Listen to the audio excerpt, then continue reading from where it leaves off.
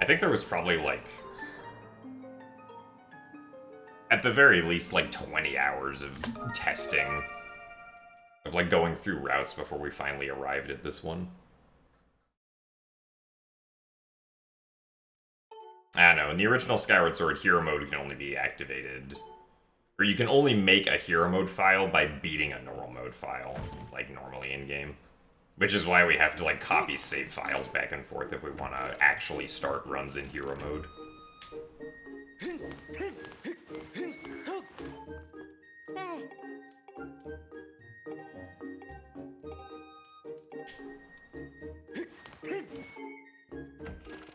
Also, thank you for the good luck, Mary Say.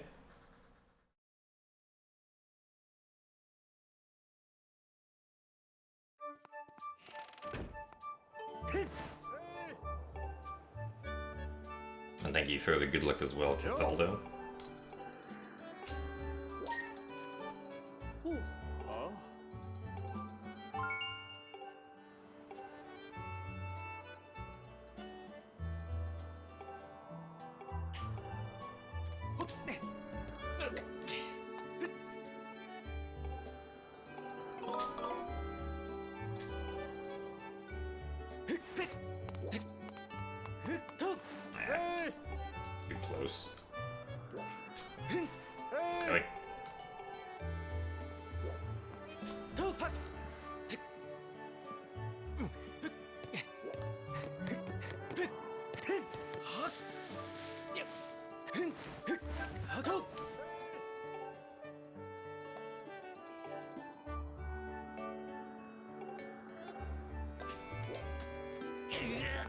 Hey!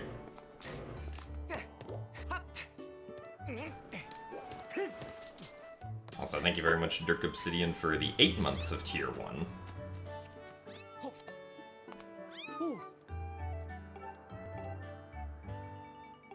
Thank you for the continued support. I hope that the speed is still enjoyable.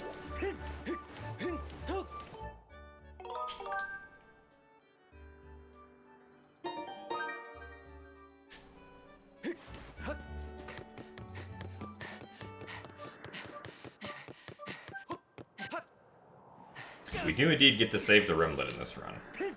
Well, maybe not for much longer, but at least for today.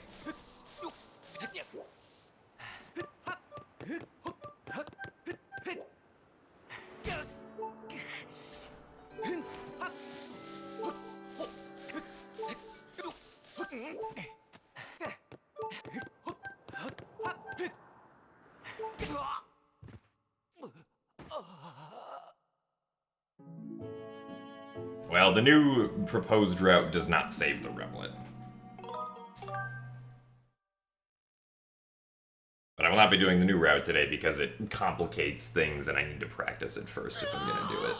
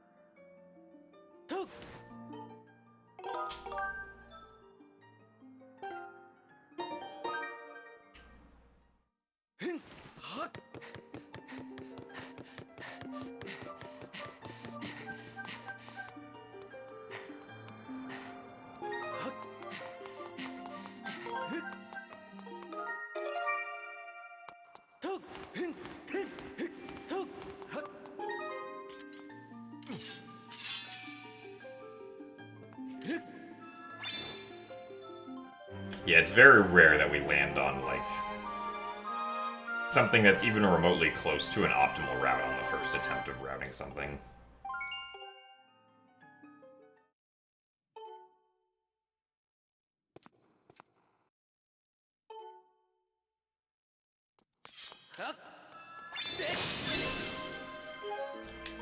Such is the story of Skyward Sword routing.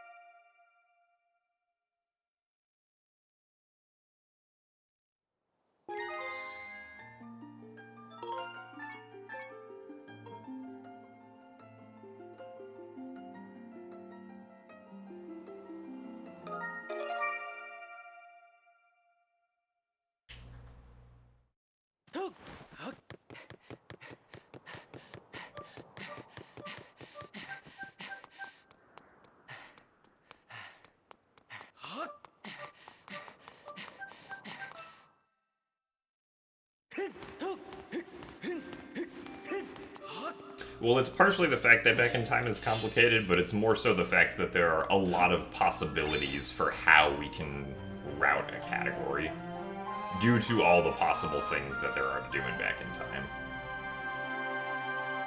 And it not really being that obvious what option is the fastest, or what combination of options is the fastest.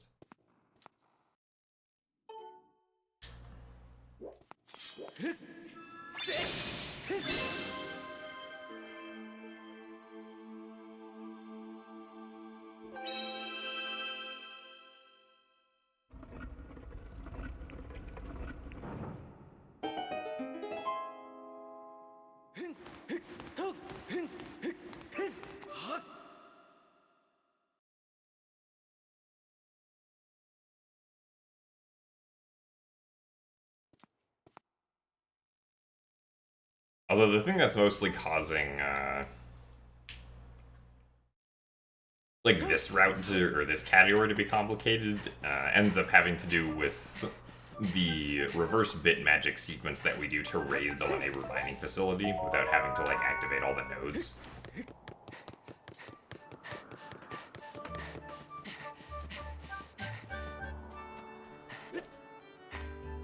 Because there are two ways that you can RBM, like, raising up the neighbor mining facility, but one of them involves the harp, so we can't really do that one in this route, because this route specifically does not get the harp early. It gets the harp after beating the neighbor mining facility. Which just leaves us with what's known as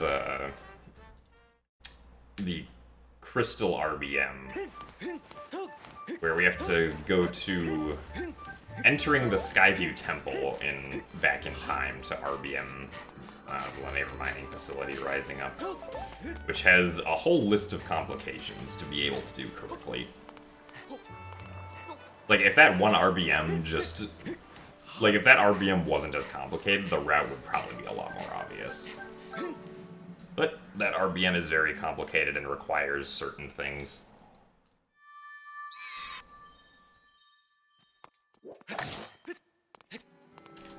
Come on.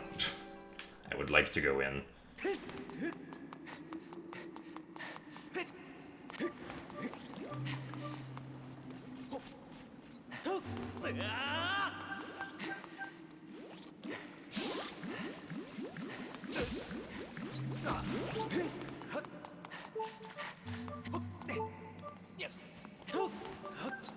So the newly proposed route makes that RBM even more complicated, but it does allow us to skip Tantalus later on.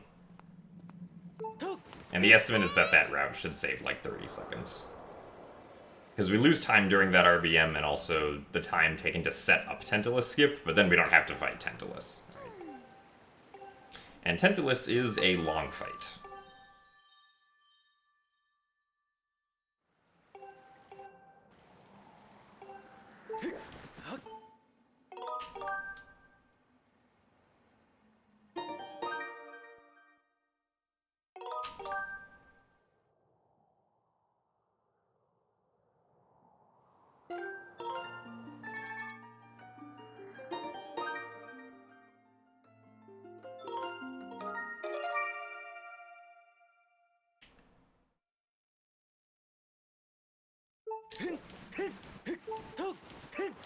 Well, Tantalus is a lot longer than 2 minutes. Because Tantalus skip itself saves 1 minute and 50 seconds, taking into account how long it does to do the RBM.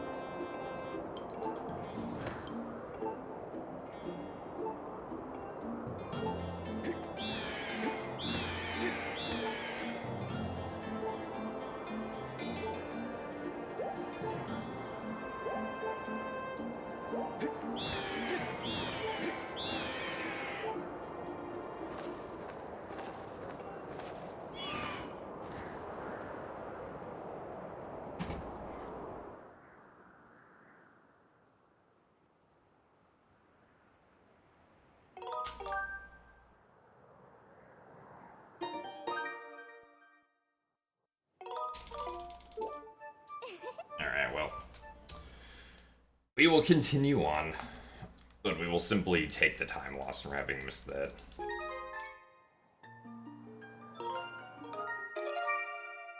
Which is unfortunately a lot, because we have to now load file 3, go all the way back through the cave, and then do back in time back on Skyloft.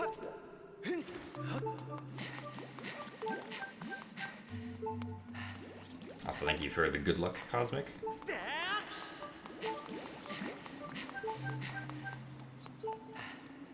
Well, no, the RBM is not that bad. Like, none of the RBMs that we do are really, like, that bad. Some of them are just bad for routing, specifically, because they require us to have other kinds of files. Did not want to die there.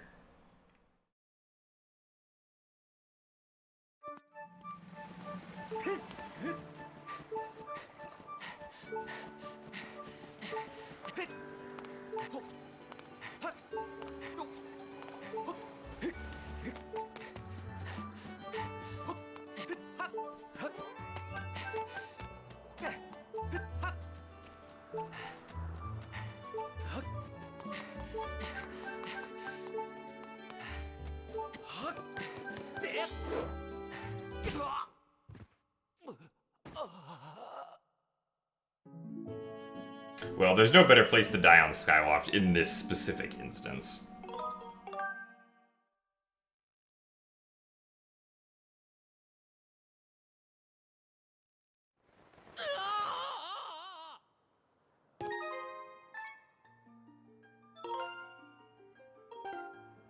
What is a SAT solver?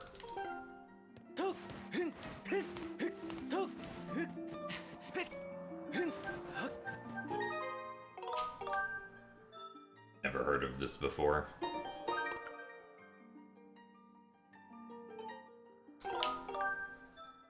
Well, I mean, right, it shouldn't really be that... It should be pretty easy to not die on Skyloft, of all places.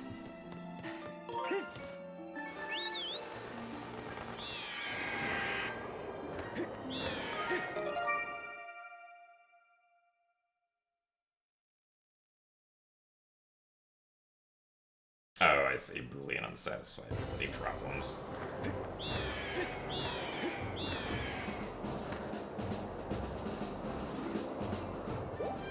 Ah, darn it. The way was just out of reach.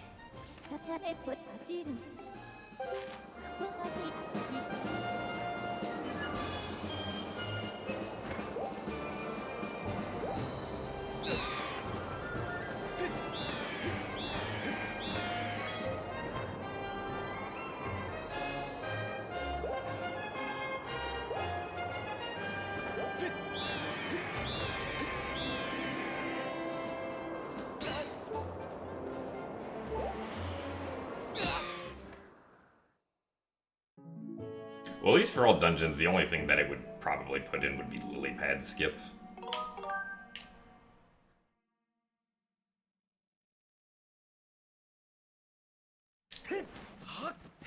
Because we probably wouldn't give it, like, Earth Temple Lava Hop or anything. Also, hello, Cadet.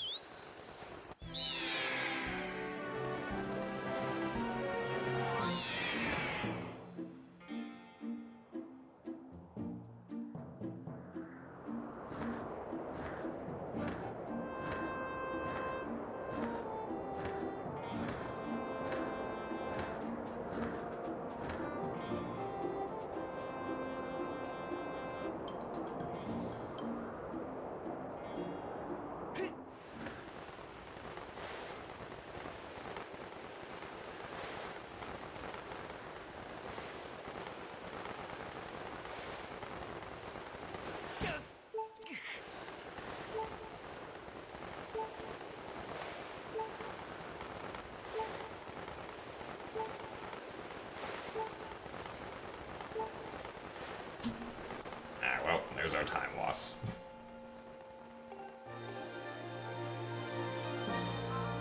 Also, thank you for the good luck zones. That was the last time I ran low percent for this game. Like multiple years ago.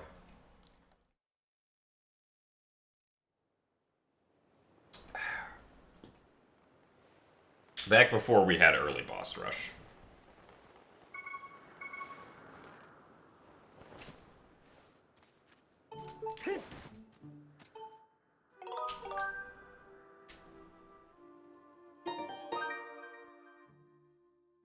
Well, I did do one run when low percent was beat the game twice, but I also did like 2 runs after RBM was found. The beat the game twice one was fun though.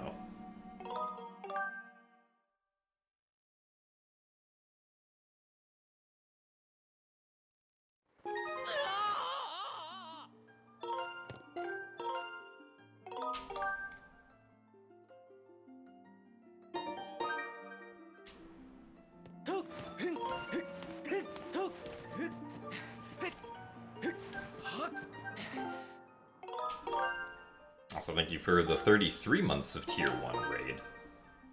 And thank you for the good luck. Well, I mean, it is randomizer, so who knows what'll happen.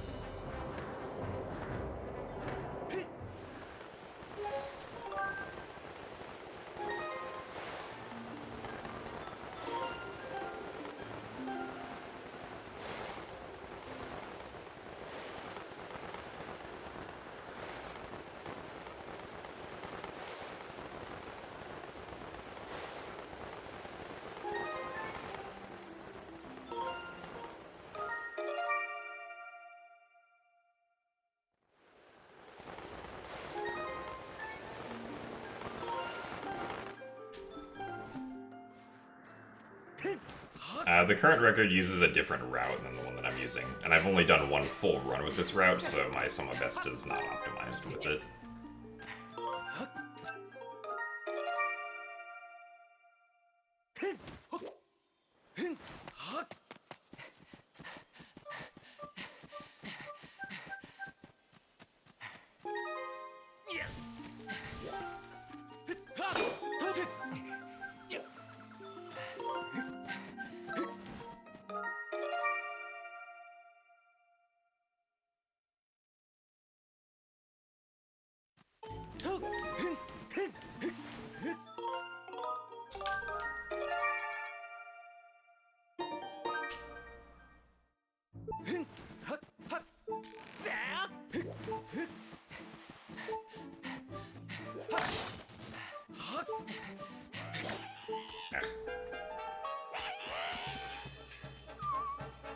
Also, thank you for the good luck, Reaper.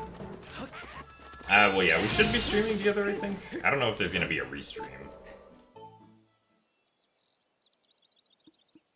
Oh yeah, we do both have to stream, but I don't know if I'll be, like, having my audio on or not. Because usually if there's a restream, I would prefer that people watch, the restream.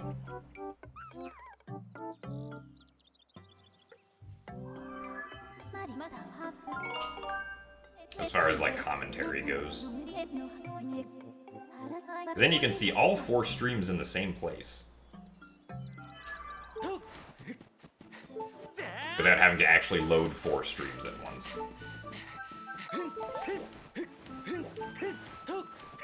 But yeah, if there's a restream, then, like, it means that there will be commentators.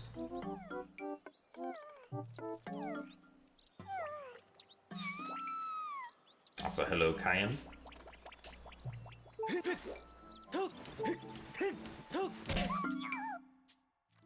Also, thank you for the good luck as well, Elena. Day is going pretty good.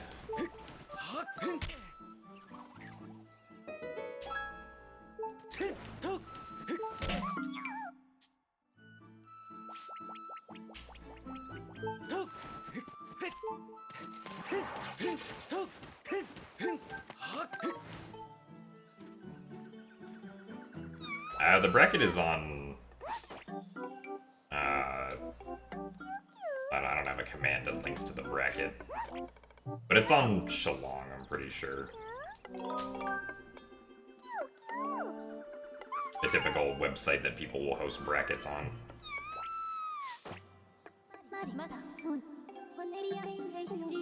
Okay, I guess it's technically not a bracket yet, but... right now it's basically like a gigantic round robin. Where every team is going to face every other team, and then the top 4 make it to a semifinals and then finals. The rando will be in 3 hours and 10 minutes. Well, I guess actually 3 hours and 20 minutes. Because there's going to be a 10-minute delay.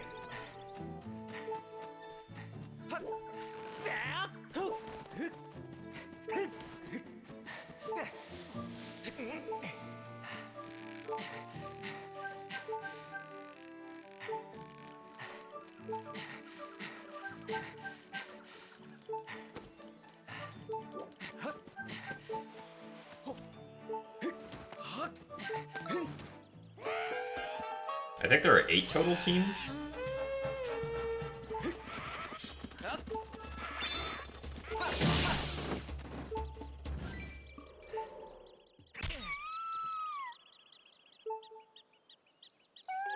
So me and Yal have to play 7 teams before the beginning of June.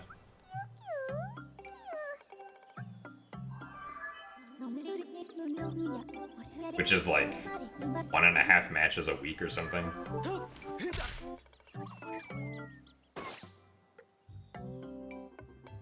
I don't know what my like fastest randomizer time was. Fastest randomizer times don't really matter because they're very dependent on the seed and not necessarily like it doesn't really make sense to compare the times of different randomizer seeds in a competitive sense because they're kind of just determined by where the items are. So, not really something that I keep track of, at least for myself.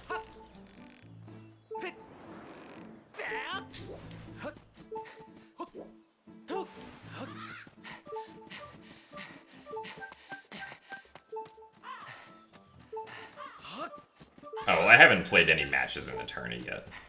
So far, the only races, or so far me and Yao have only done like the weekly co-op races that have happened the past few weeks.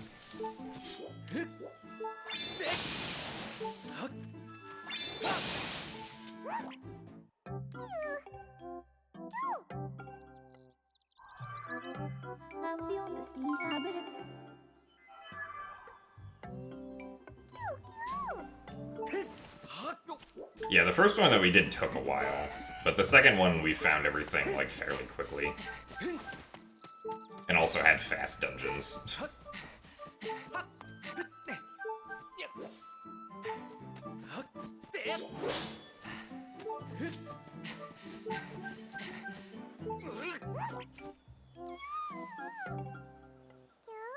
No, there's no standing right now.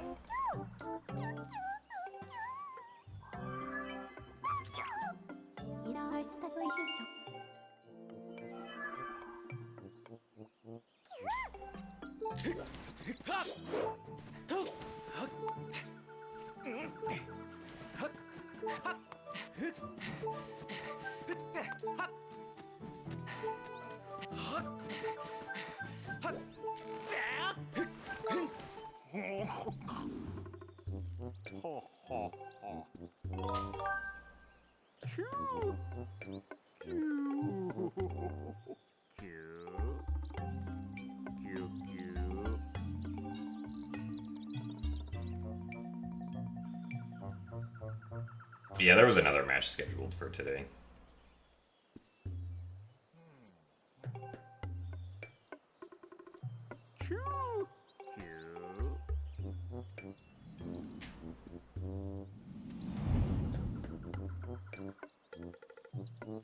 Oh, never mind. I guess it's not today. Oops.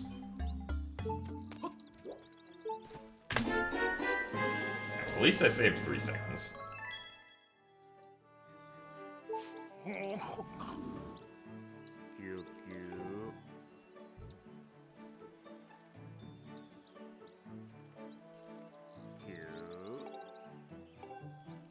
Also, thank you for the good luck, Azer.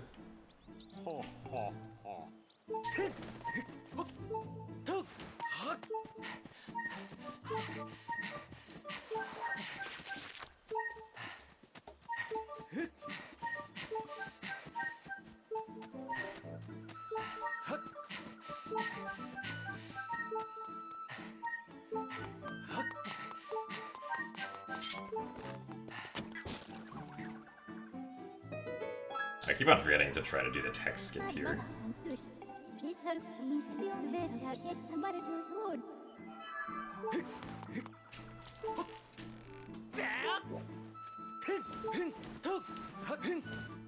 Also, thank you for the good luck, Felix Helix in line.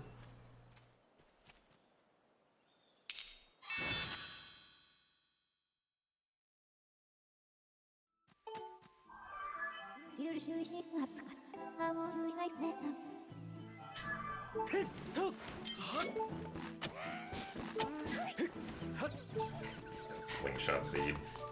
Okay, well, thankfully it's blending.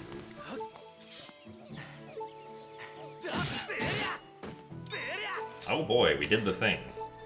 Which saves time over my PB, so that's cool.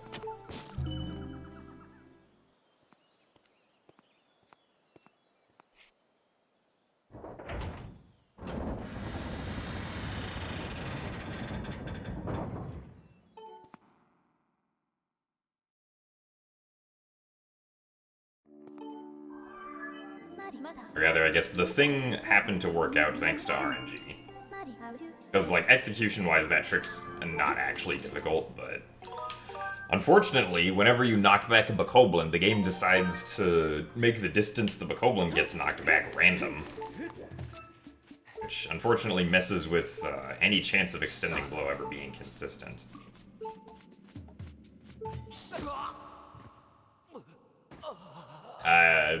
Extending blow is definitely less likely than Puppet Ganon skip.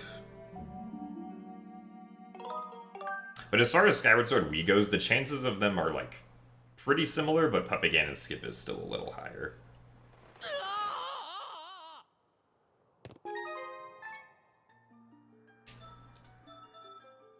Most glitches are allowed in the tourney. You're not allowed to do any Farron back-in-time stuff.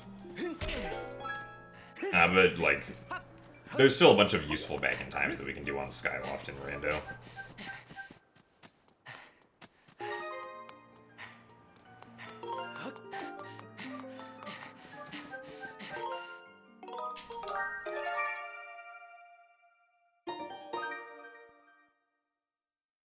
So we still can do things like bit warps and, like, digging myth skip in Fire Sanctuary if necessary. If you get really good routing-wise, you can, like, set up Tentalus skip if you really want to.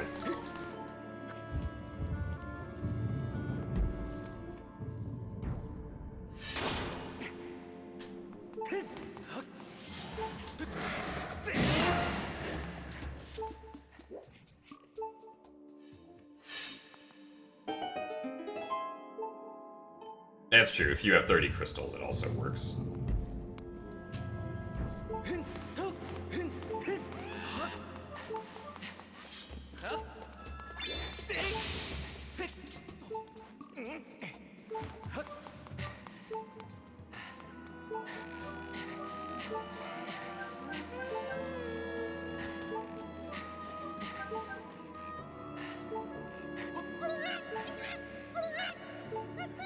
Goblin took his very sweet time stepping forward there.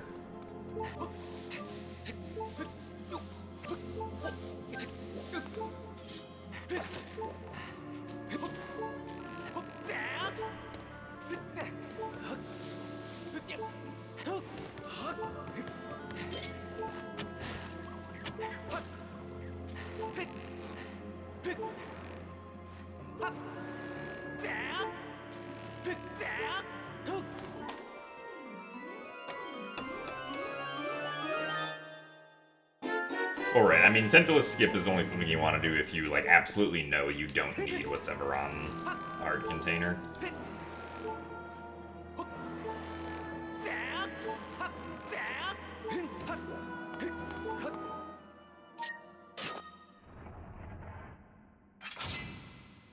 Like, if you get a hint for it being useless, or, like, you're in go mode in Sandship and you don't have to worry about it.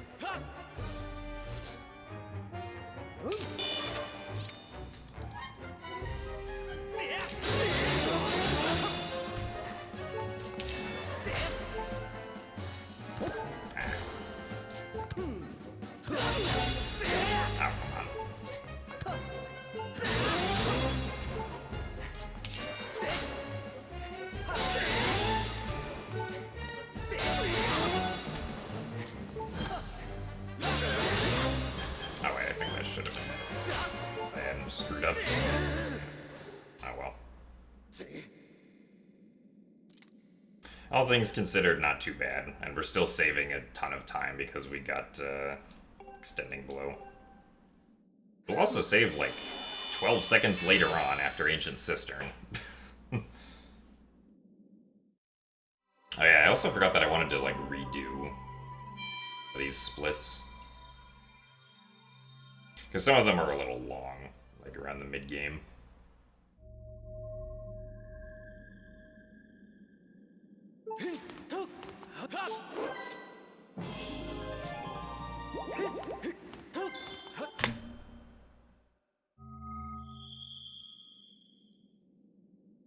Also, hello, Zelda Master.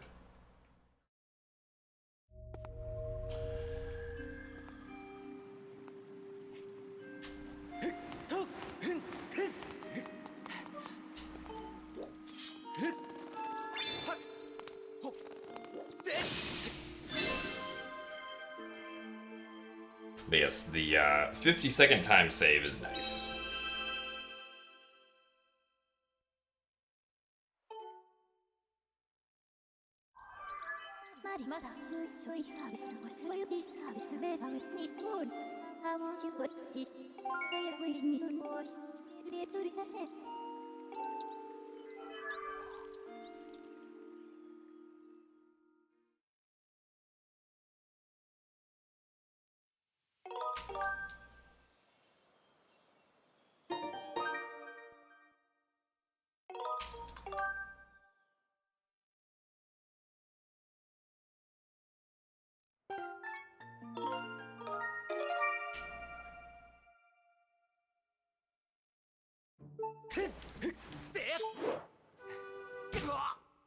And Link is dead again.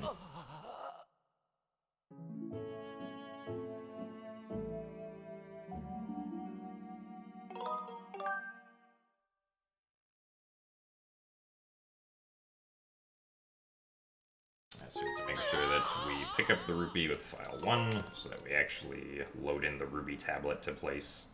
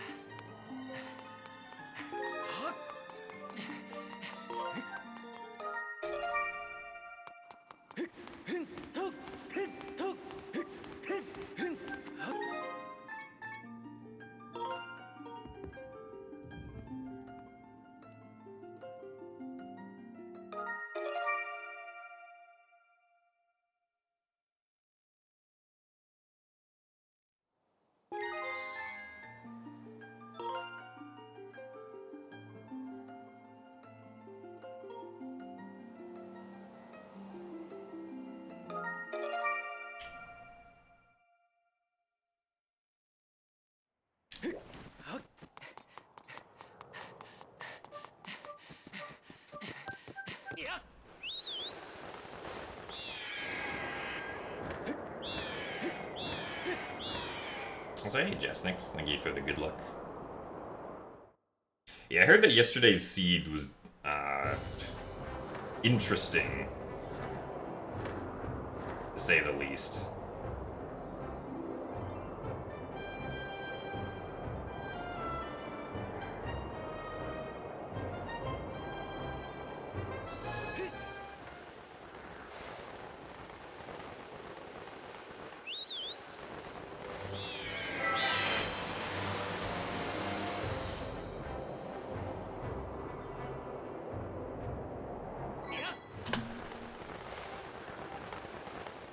Not sure what I did to save 5 seconds there, but we'll take it.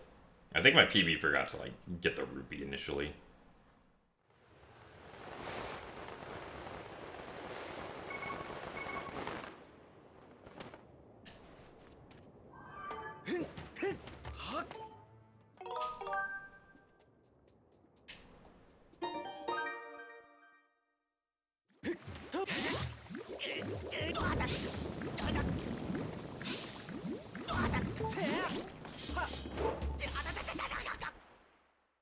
I hope that one day I'll be able to finish the Skyward Sword HD tutorial videos, but at the moment, that's probably not going to happen. I mean, I do have, like, the rest... Okay, I do have the gameplay for the rest of Skyview recorded, I just never got around to talking over it.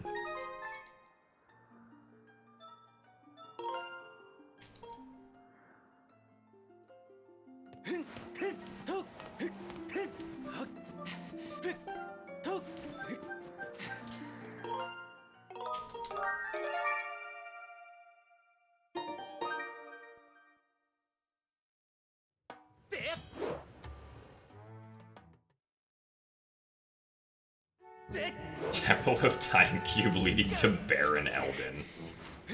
Oh my goodness. Wasn't Fire Sanctuary one of the required dungeons?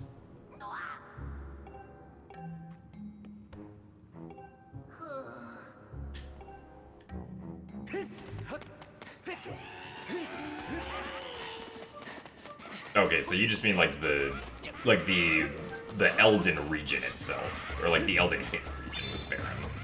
Not that the dungeons were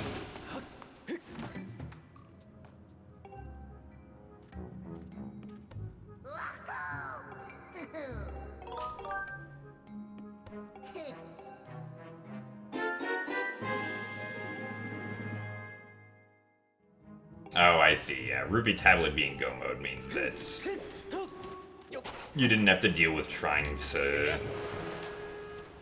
have to find anything in Eldin. Just head straight to Fire Sanctuary.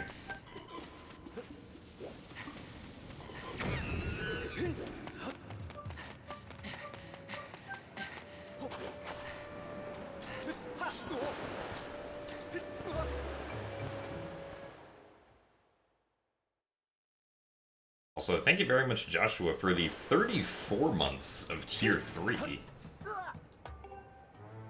And thank you very much for the best of luck as well. Glad that the streams are still fun. Also, we successfully got circles today.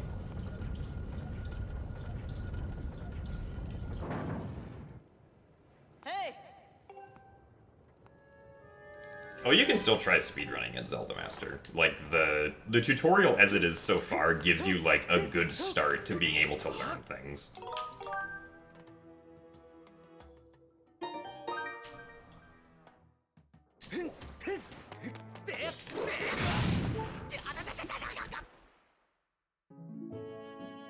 Obviously, the fact that it doesn't continue past, like, the middle of Skyview doesn't mean that, like, you'll learn the nuances of everything, but, like, with all that's explained so far in that tutorial, you can,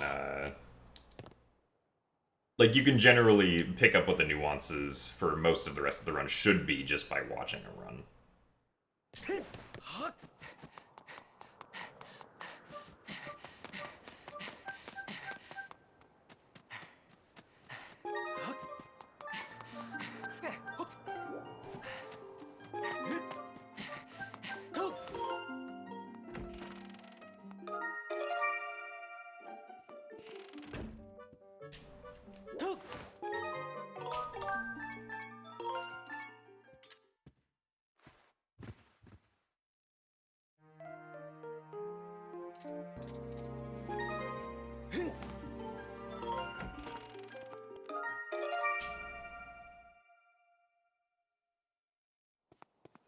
Oh yeah, don't most of the crystal quests require you to talk to Rhina first?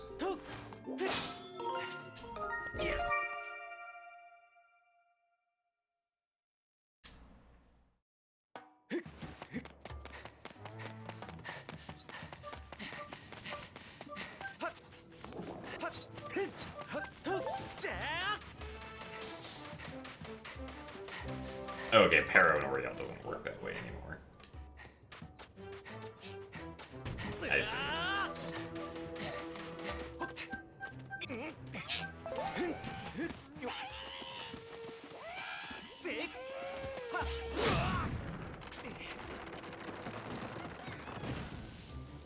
I don't know, you can do this whole run in English on NTSC 1.0. Actually, I think there's probably some better way to route Ancient Cistern.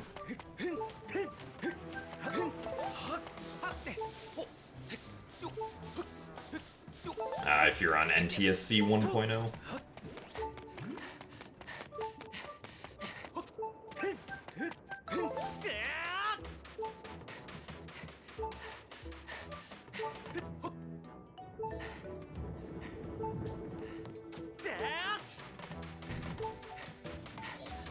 Yeah, because you can just do Cistern and click twice. Well, actually, no. I don't think you'd be able to get to the whip room without Water Dragon Scale. Because you'd have to go, like, really low in the water and then pop up in the right place.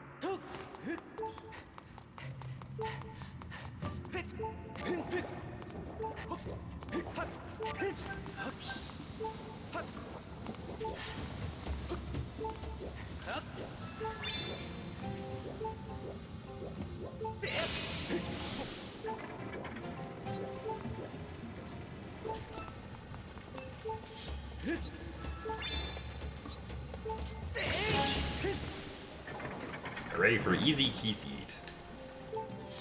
Trick.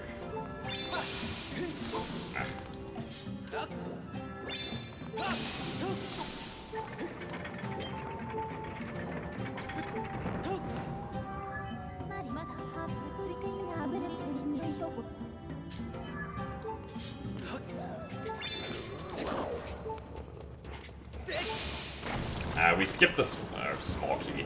We skipped having to collect the key pieces to enter this dungeon, because we did an instance of reverse bit magic that just set the dungeon door as open. It wasn't visually open on the map, but the value that says it was open was set.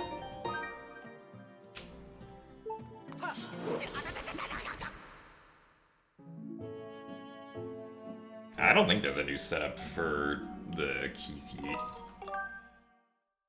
That's the same setup that I learned, like, whenever SVA made it almost 2 years ago.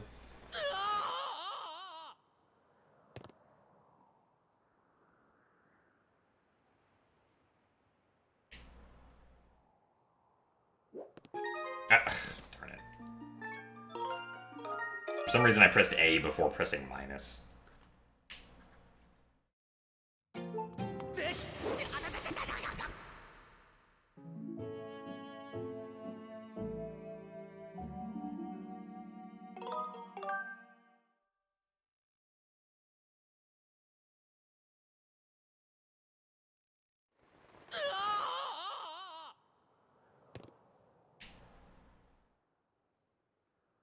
Also, hello, pizza slice.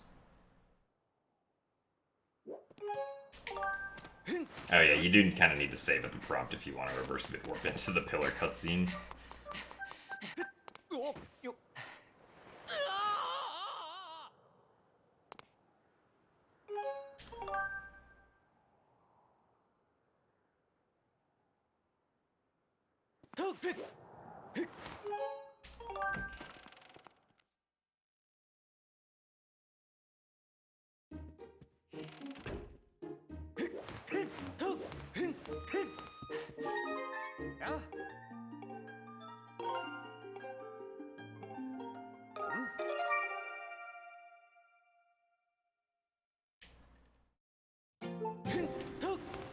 Thank you for the good luck, Mikey.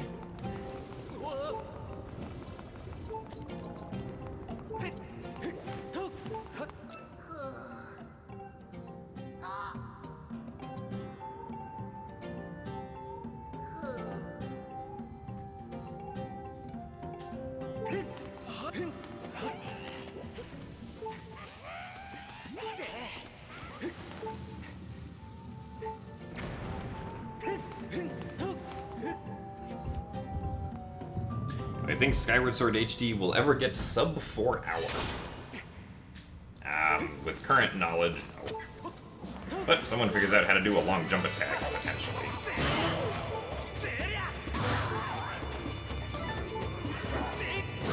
Nice. Lizard tail.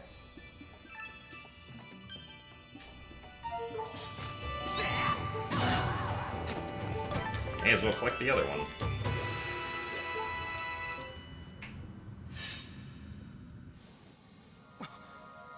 Also, hello, stay true.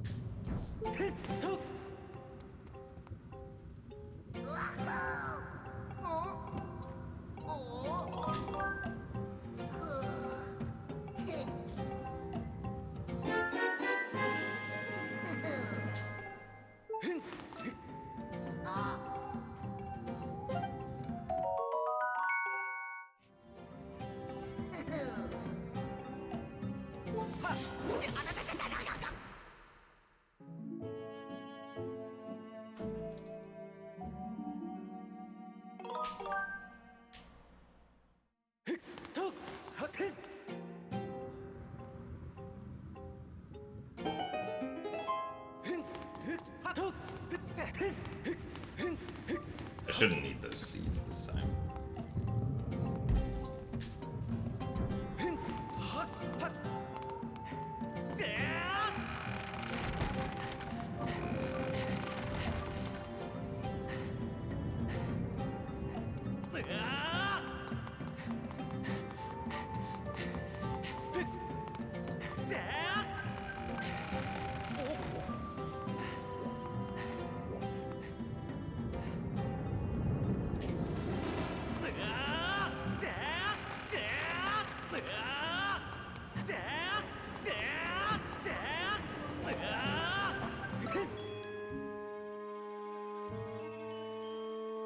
Oh yeah, I think this route is, like, more fun than the old one.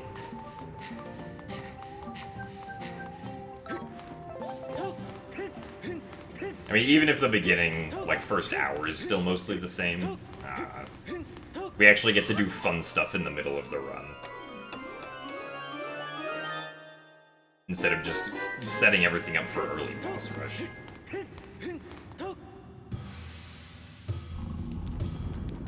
What was the first speedrun marathon I attended? That would be SGDQ 2016.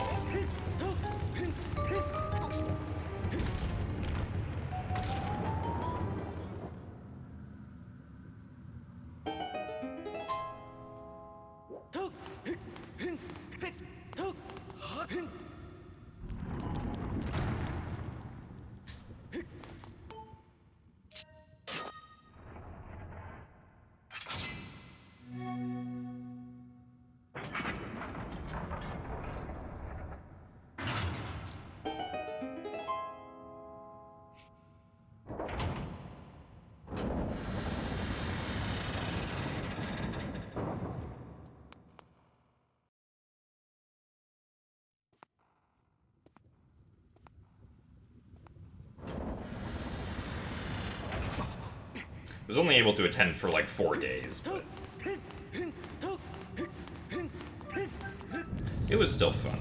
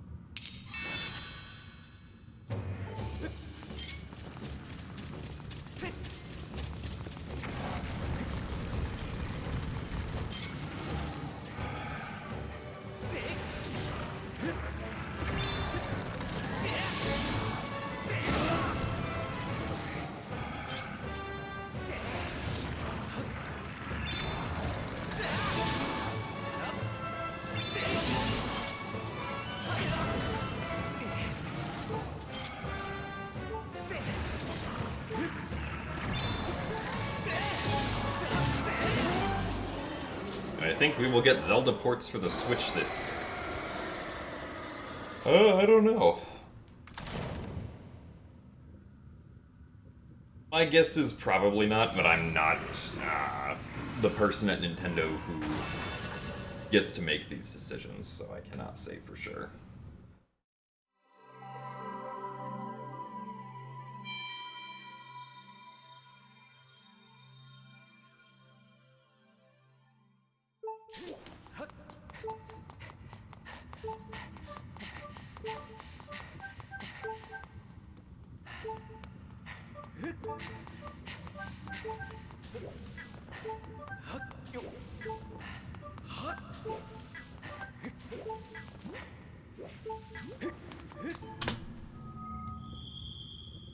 Your uncle works at Nintendo. We're definitely getting Wind Waker for Switch this year. Ah, excellent.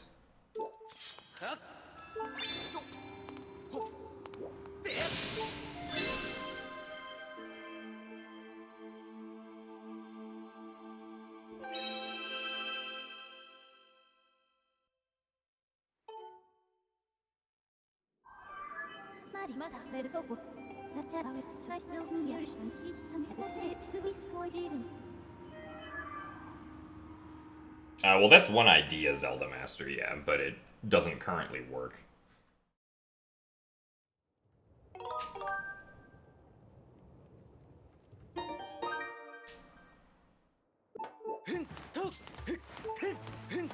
There are also other places where being able to do a long jump attack, for instance, would save a lot of time.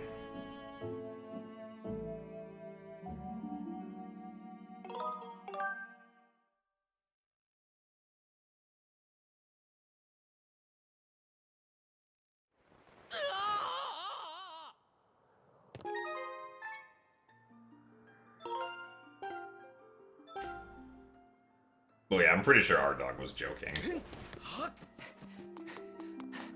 I feel like the implication whenever anybody says, like, my family member works at Nintendo is that it's, like, supposed to be a joke.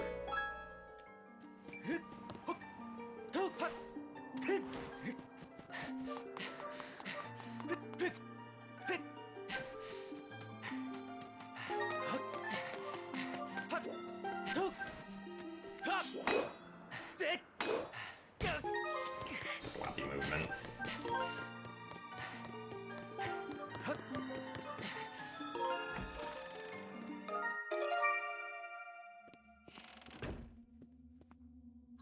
Oh, wait, I keep on forgetting I still need to enter here with file.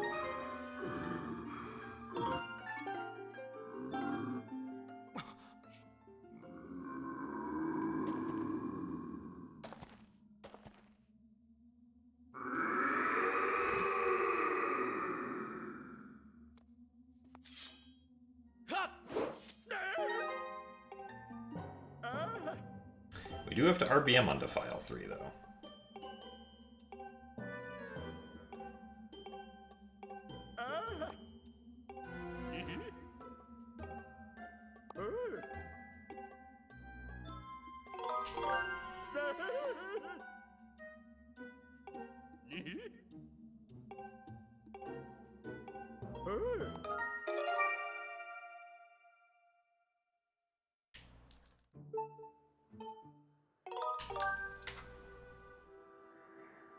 Your great-great-great-uncle works at Nintendo and says none of these guys commenting have an uncle that works at Nintendo.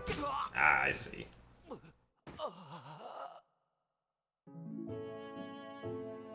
What's my goal time? I don't really have a goal time. I would simply enjoy a faster PB.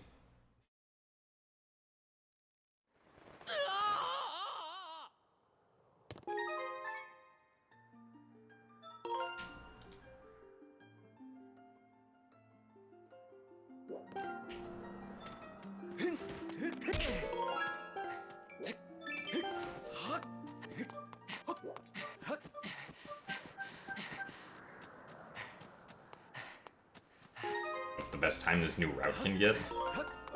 Good question. I don't think we really know, but probably something like 3 or 4 minutes faster than what the current record is. Oh,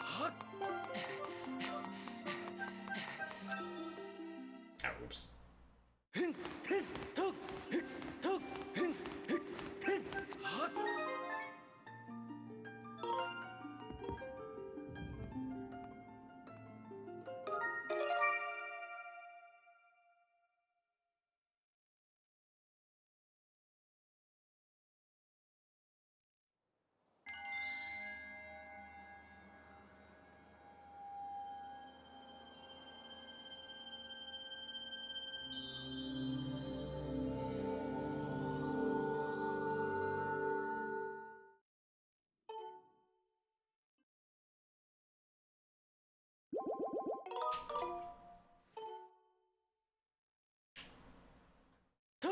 I feel like this route's only harder in that,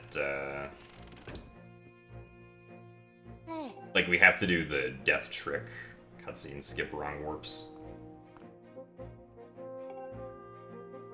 And even then, at least in my opinion, it's just the Gate of Time skip one that'll probably end up giving me inconsistency troubles.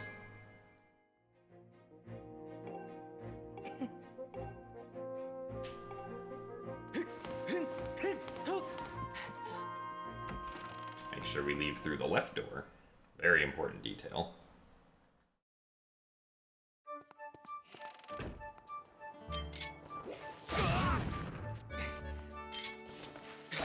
Oh wait, the statue's over here. For some reason I thought the statue was like way farther to the left.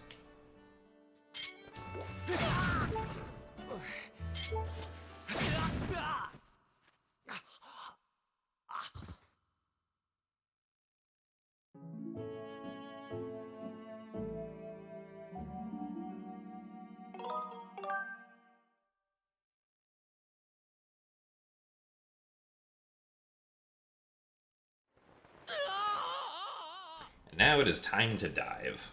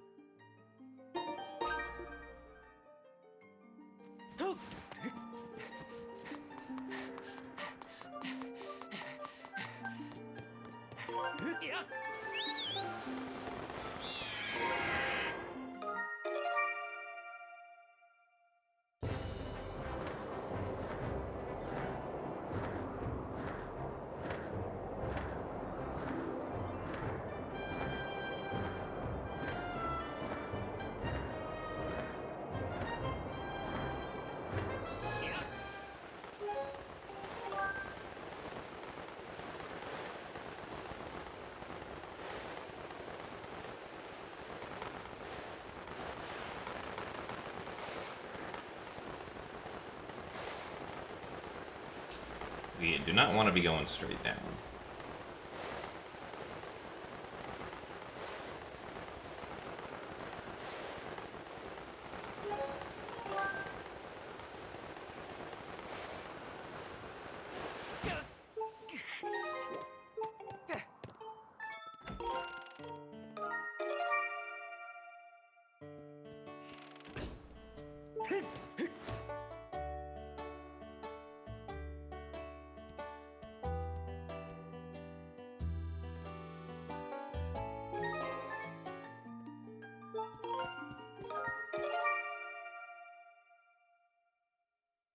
Will I ever get back to Wind Waker HD any percent runs?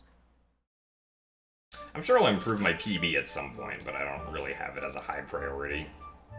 I'm definitely not going to be getting the Wind Waker HD, like, any percent record anytime soon, but I can definitely improve my PB by, like, a few minutes at the very least.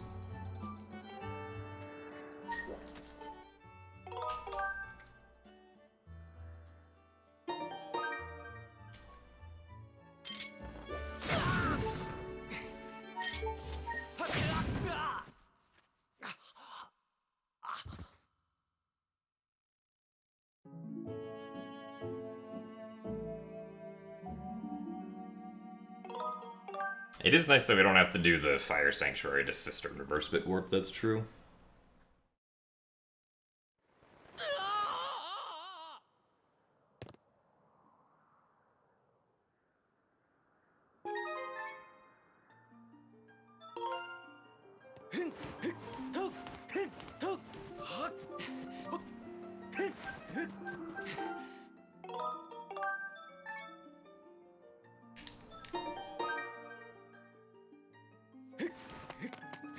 We also don't have to do the Harpstrum RBM anymore.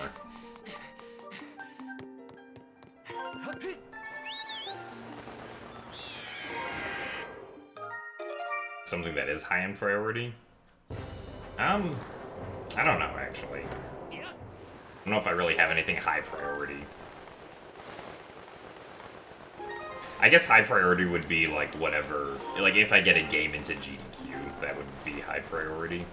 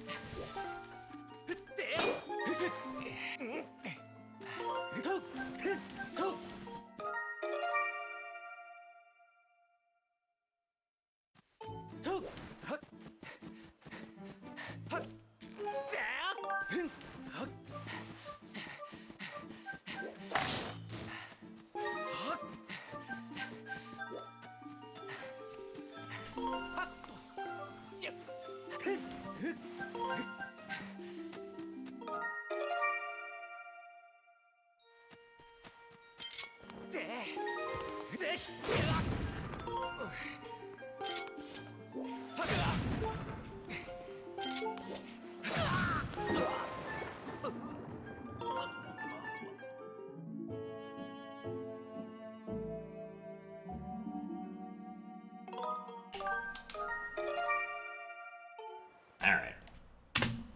We did it.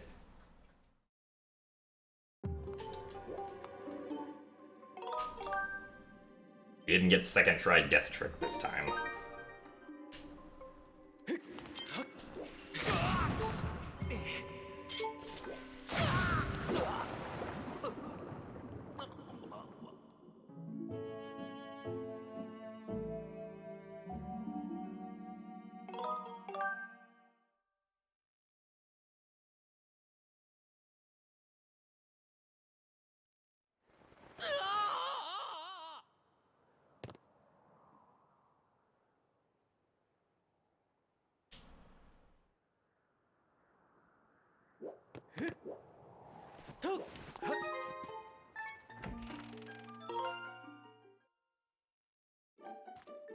the trick has 2 frames, thankfully.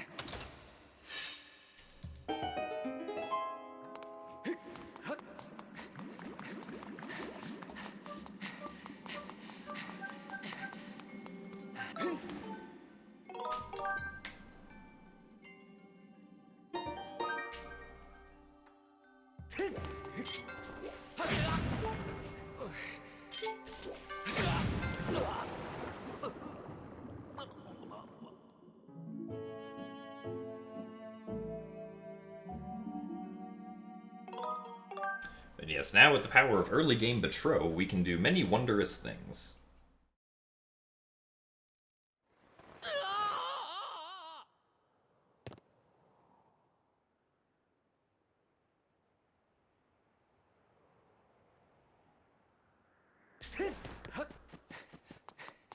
Such as collect gratitude crystals.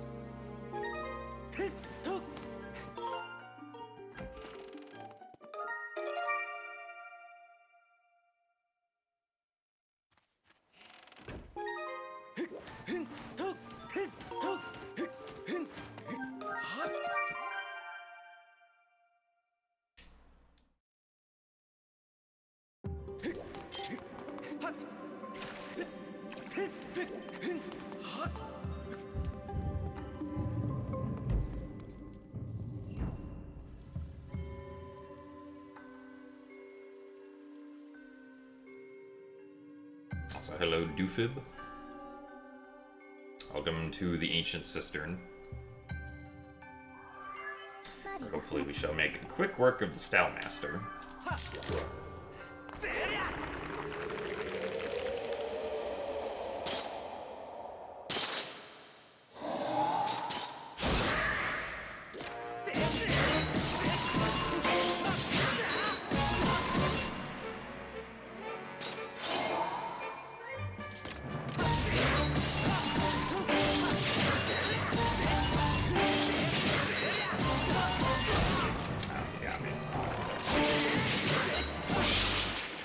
I wasn't really planning on shielding there, but I guess that works.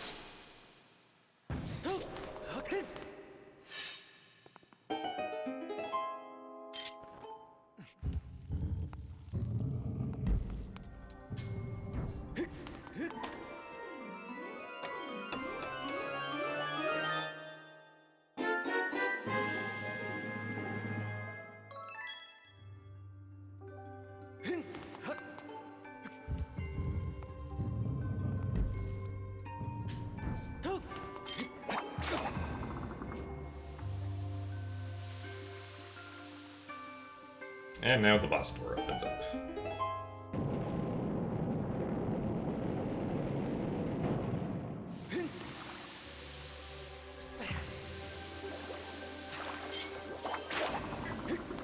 Oh yeah, if you know how to use the shield, you can kind of just use the wooden one the whole game.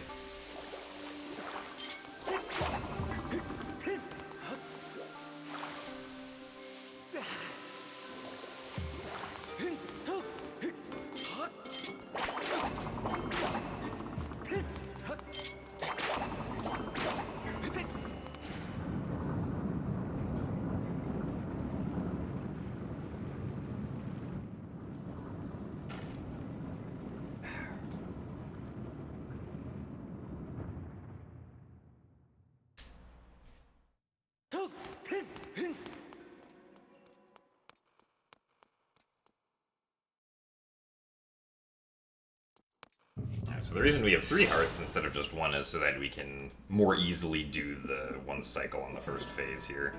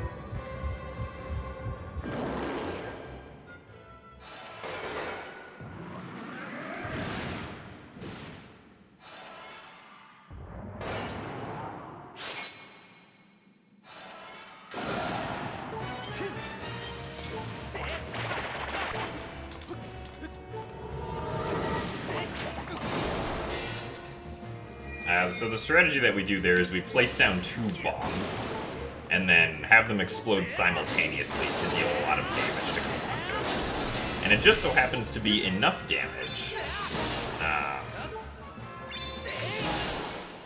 that, like, it just 1 cycles Galactus on the first phase.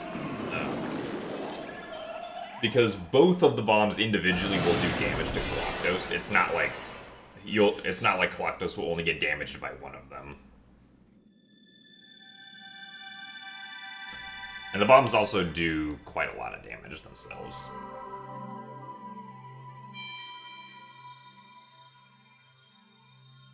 Is there a difference between quick spins and regular spins? Well, I don't know what a regular spin is in this context.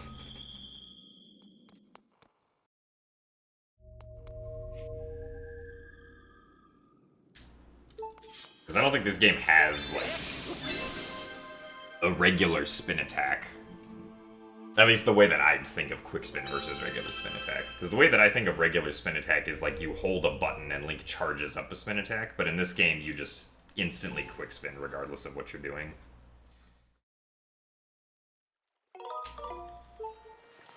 Yeah, this run is done in hero mode.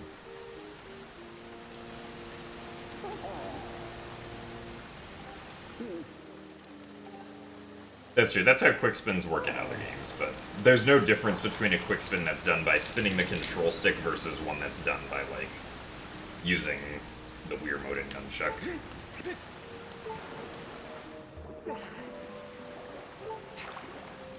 Oh, no, yeah, if you have the Master Sword when fighting Galactus, instead of using bombs, you can just do 2 quick spins while Galactus is, like, trying to throw the boomerangs at you.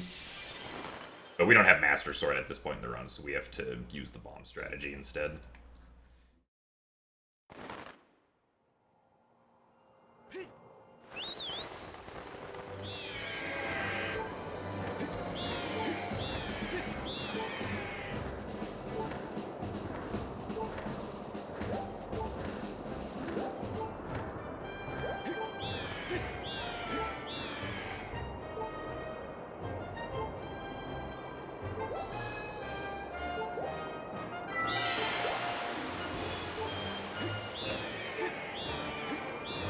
Yeah, this one wouldn't be possible in normal mode because to do cutscene wrong warps, you kind of need to be in hero mode.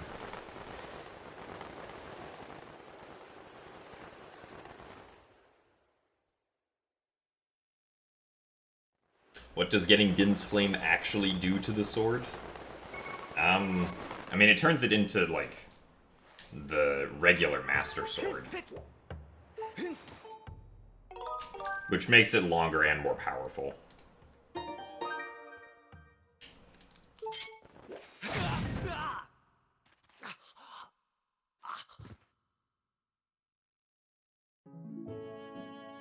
Also, thank you for the good luck, Orange Chef.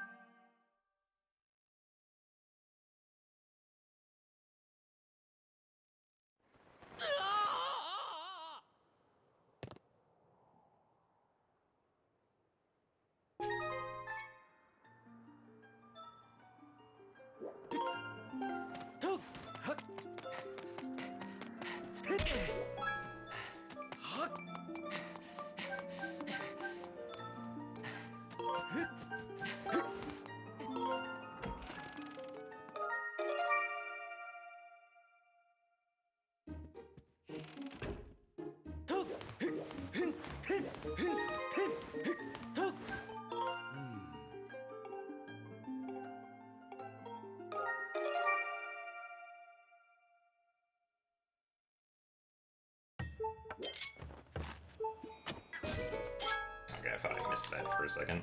No, I don't want to go to the sky.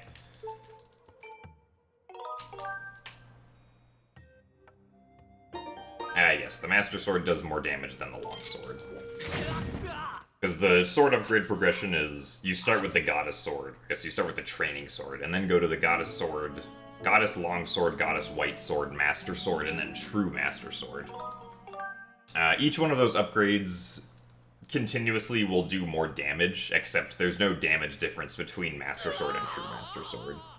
The True Master Sword is a useful upgrade because it allows you to Skyward Strike instantly if you're on Hero Mode. And it also knocks back enemies that try to block you. But it does the same amount of damage as, like, the regular Master Sword, technically. Oh wait, does the White Sword not have a damage upgrade? Okay, it must be... Maybe I'm confused about something. Because I thought that, like, doing Girahim 2 with Goddess Long Sword was really bad. Instead of, like, Goddess White Sword.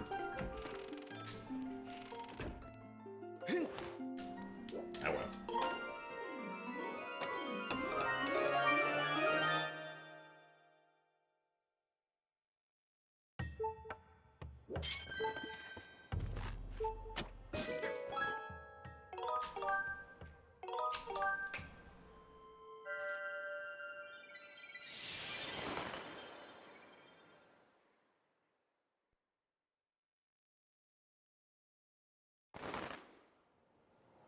Okay, I guess I was thinking, I had to have been thinking of Girahim 2 with Goddess Sword then.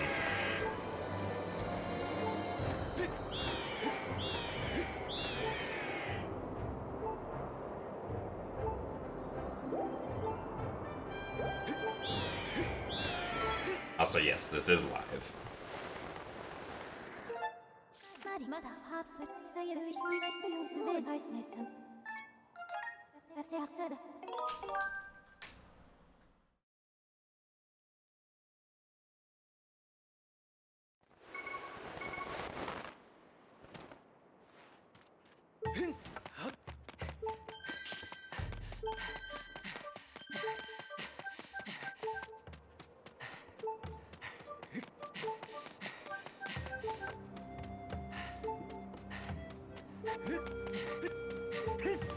Yeah, Skyward Strike in Hero Mode immediately does 16 damage, which is why it's so powerful, and is one of the reasons that runs in Hero Mode are faster than runs in normal mode.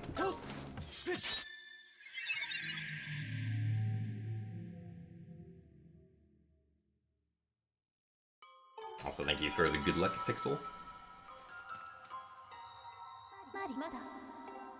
If this was all pre-recorded, this would be very impressive.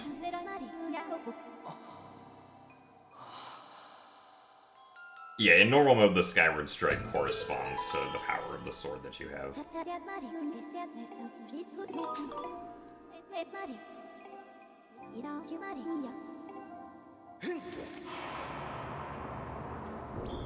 Oh, it's always 4 damage? Oh, okay. Apparently I don't know anything about swords today. I guess that makes sense that I don't know about it, though, because I don't really play in normal mode at all.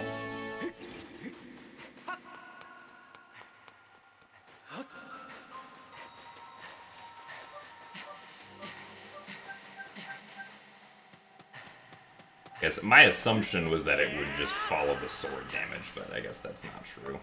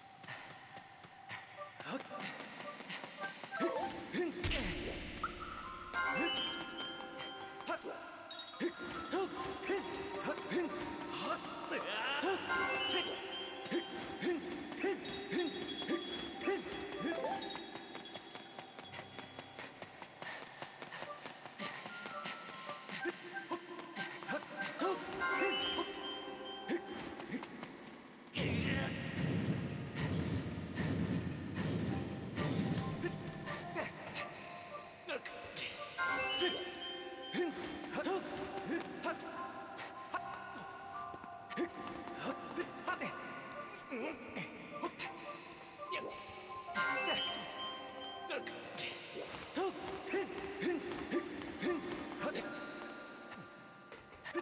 my goodness, I would like to actually collect the tier.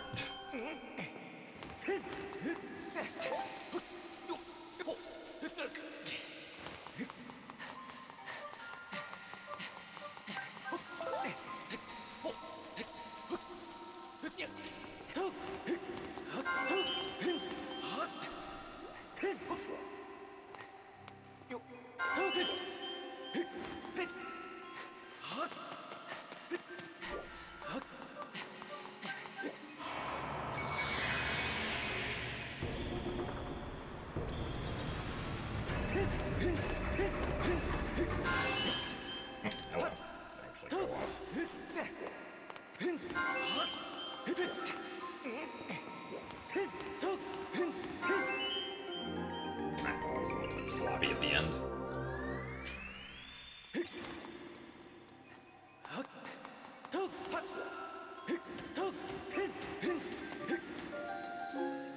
But we are still saving a little bit of time. Probably because of extending below and not having to watch the Phi text after Ancient Cistern.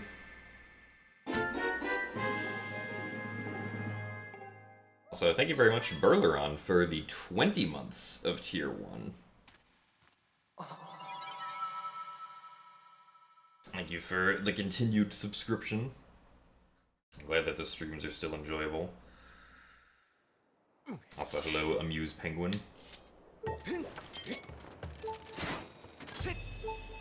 I am doing pretty good. Hoping that this run will also do well.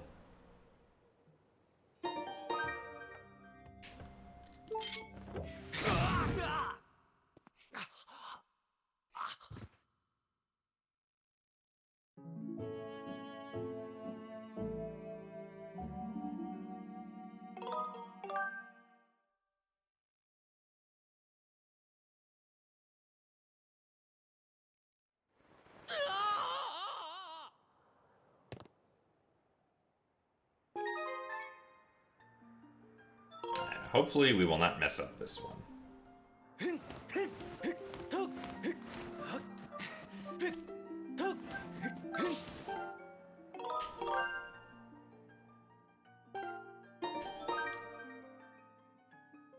This is technically the second attempt of the day, but it's a no reset attempt, so like even if we lose 10 minutes somewhere, I'm not going to be resetting.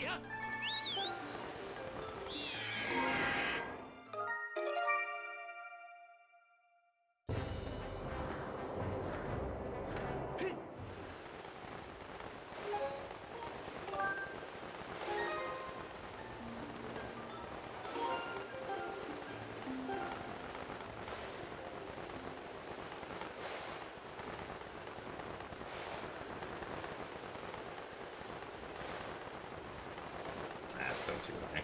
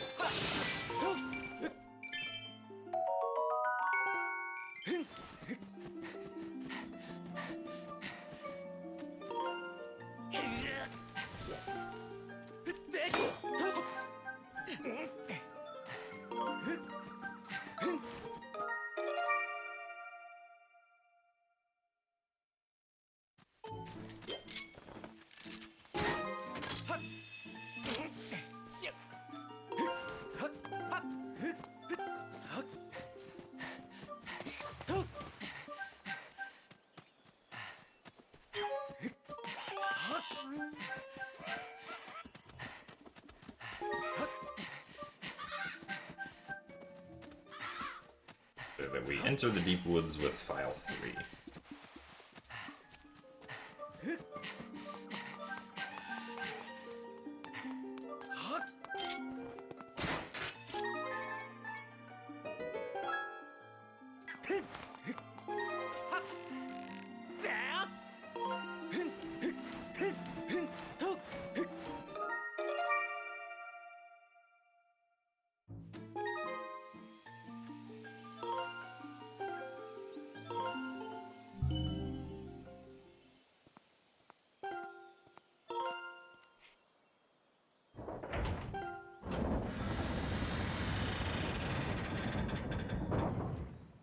Okay, yeah.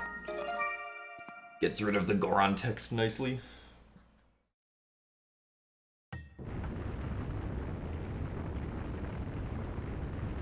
Well, yeah, so the game will try to load the next area you go into in Back in Time based off of, like, which file you last selected and what story flags it has.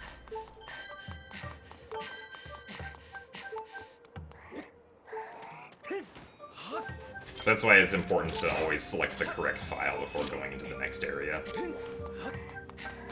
Especially because, like, some RBMs are only possible on certain layers of certain maps. So, like, the one that we just did, I had to enter Deep Woods with file 3, otherwise the RBM wouldn't have worked. Because currently only file 3 will load Deep Woods Layer 1, where the entrance cutscene for Skyview Temple exists.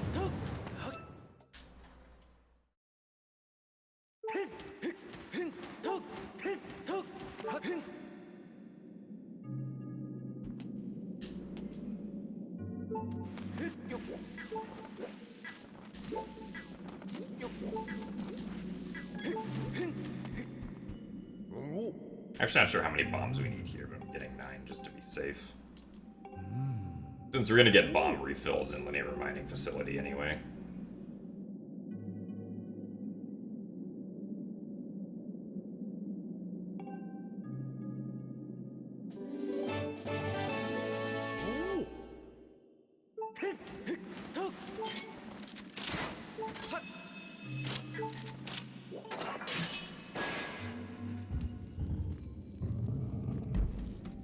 Also, hey Pibby, thank you for the good luck. Oh yeah, this route is significantly different from the current record route.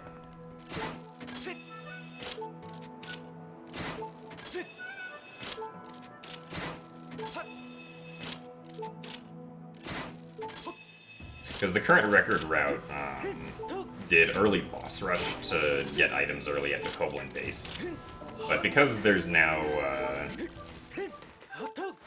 a much better way for us to get into Ancient Cistern without the Water Dragon scale, it's not like faster at all to do early boss rush anymore. Or at least if it is, we haven't figured out a route that makes it worth it. Because the advantage of doing early boss rush is that you get to skip the Fire Shield earrings. But it doesn't seem like skipping the Fire Shield earrings is really that fast anymore, so just kind of go through the temples slightly more normally this time. Or with this route. As in, we don't get items from the Koblin base anymore. And honestly, it's more fun this way because it means that we're not, like... Because, like, the previous route, the, like, entire middle hour of the run wasn't spent doing any dungeons. Like, you'd do the first 2, right? You'd do Skyview and Earth Temple, then you'd spend an hour setting everything up and then just rush the last dungeons.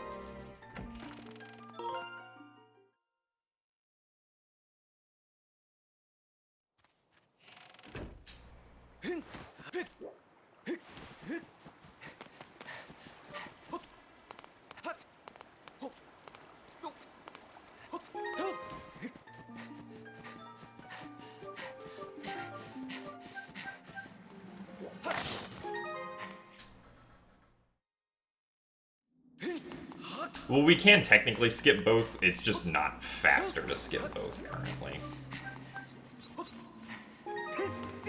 With all of the routing ideas that we've come up with.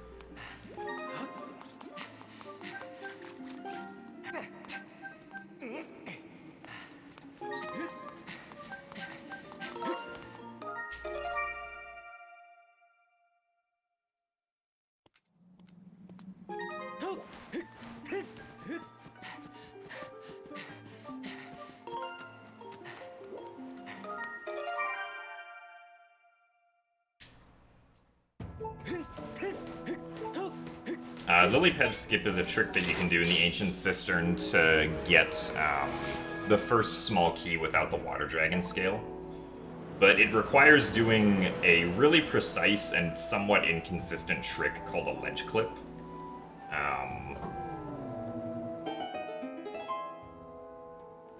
And so the inconsistency of the ledge clip, along with like just how precise it is what runners are kind of like fearful of it about. Also, thank you for the good luck in Juliet Arctica.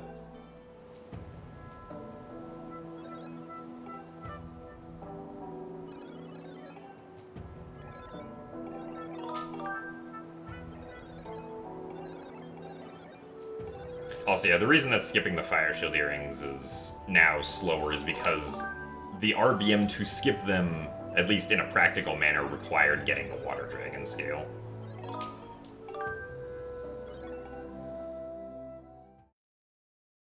There was this weird dependence that that old routes didn't have, and which old routes could now save more time with.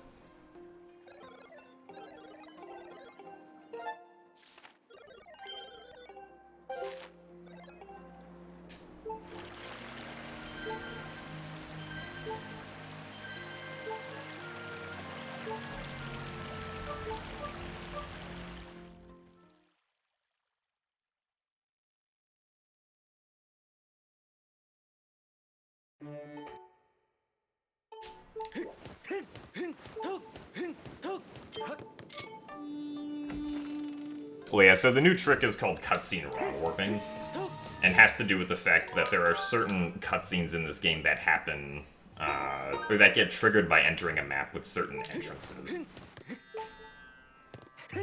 It's not the same as RBM, but it's kinda close.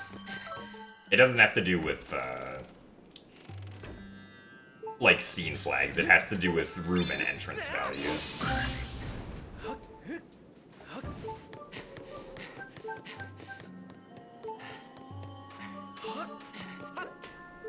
And despite the fact that we consider this a big discovery, we did kind of get screwed over with, like, what this trick could have been able to do, right? Like, if we had gotten lucky with room and entrance numbers, any percent could have been, like, a 50-minute speedrun.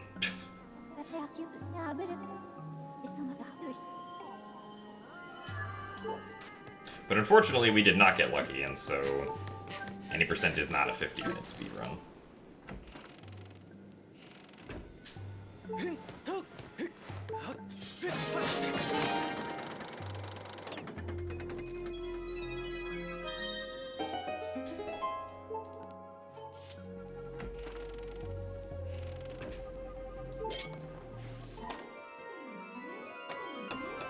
Well, okay, so I guess when I'm saying, like, if we got lucky, I'm thinking, like, if Sealed Temple and Hylia's Temple were both Layer 0 and we could credits warp from Sealed Temple, is, like, the lucky scenario that I'm thinking of.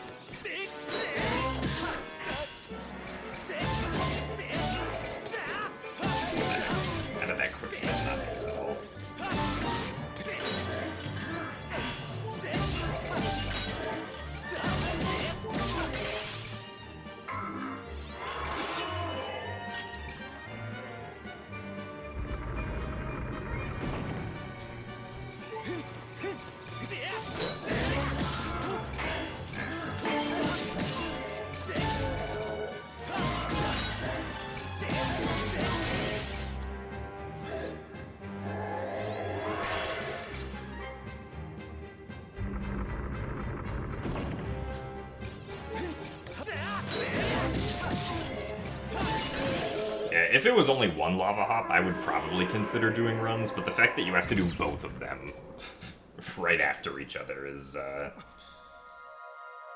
kind of a no for me. Unless we figure out, like, good setups for them.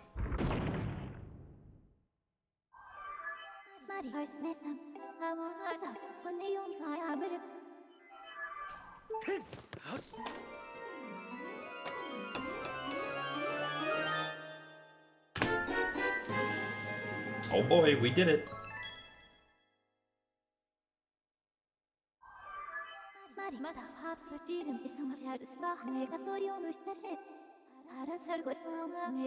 Ah, yes, just do the inputs correctly, of course.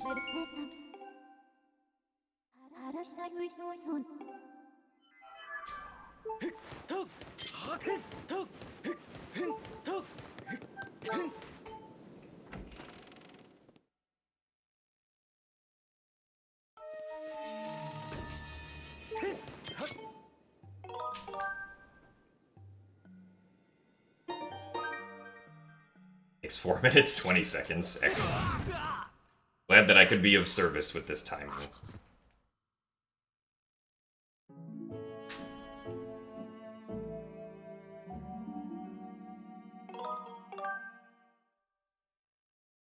Yeah, we also missed the cutscene skip at the beginning of this run. But we still are not in the clear yet, because there's obviously still like an hour and 20 minutes of the run left. Well, the route that I'm doing isn't going to skip Tantalus, but there's been another proposed route that would skip Tantalus.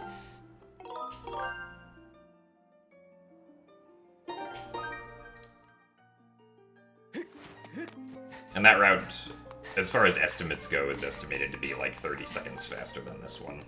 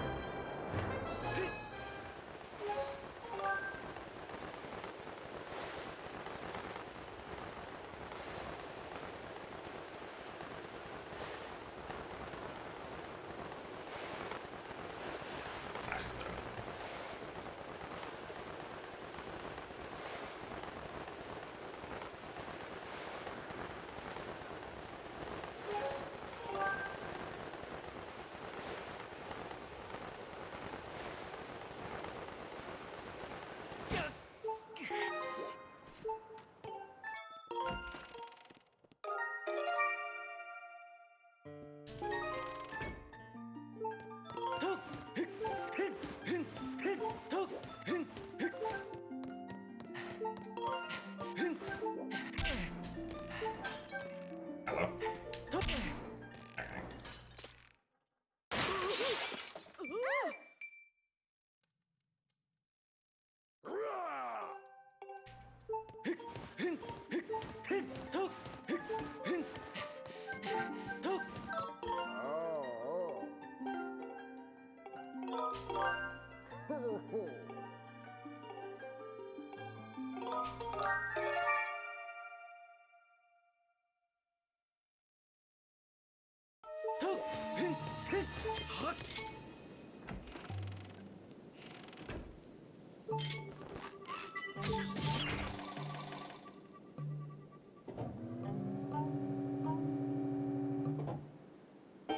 Yeah, currently, or at least when we were making this route, the problem with Tantalus Skip is that we needed a file which could,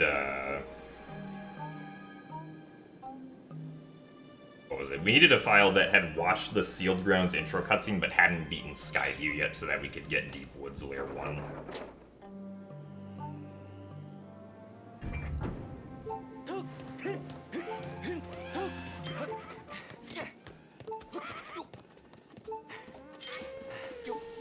But now the idea is to watch that Sealed Grounds intro cutscene during Back in Time and then be careful with, like, file selection to never get rid of it before we get to Deep Woods. I almost accidentally did Back in Time there. That would have been bad.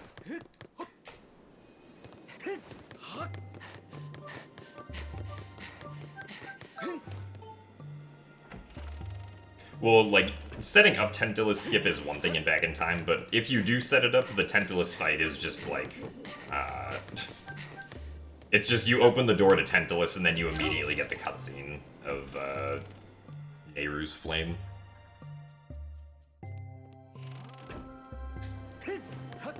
Doing bit in Sandship unintentionally. Look, sometimes the muscle memory just doesn't come up at the right time.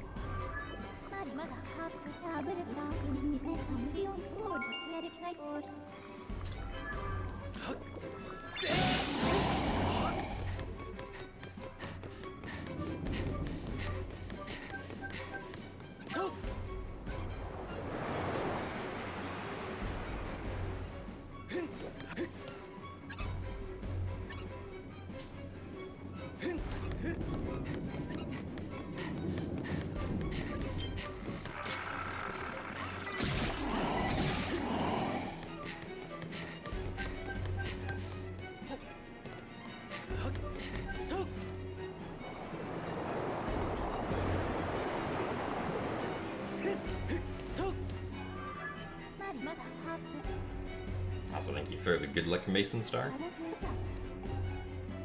Also, yes, it is very convenient that the water just waits for us to get through each section before rising. Big fan.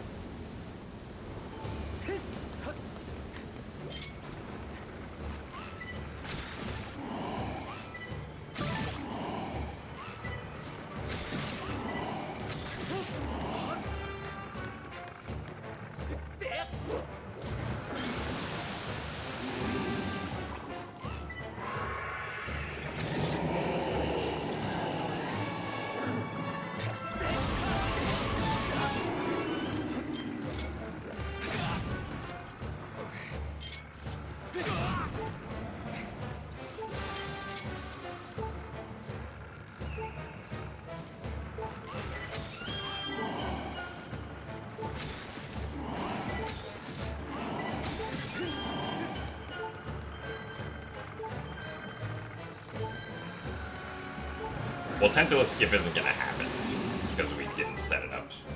Since this route didn't set it up because, at least when we were making this route, we couldn't think of a good way to do it that would actually save time.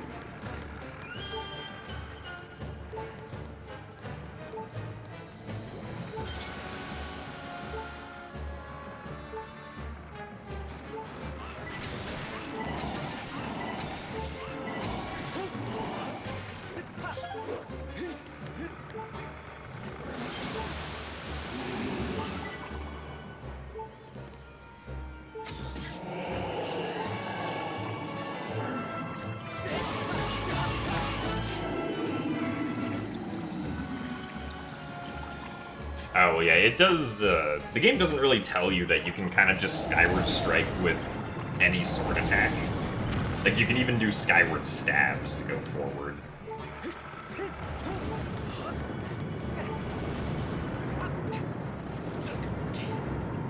You can also do Skyward strikes with spin attacks to, like, increase their radius.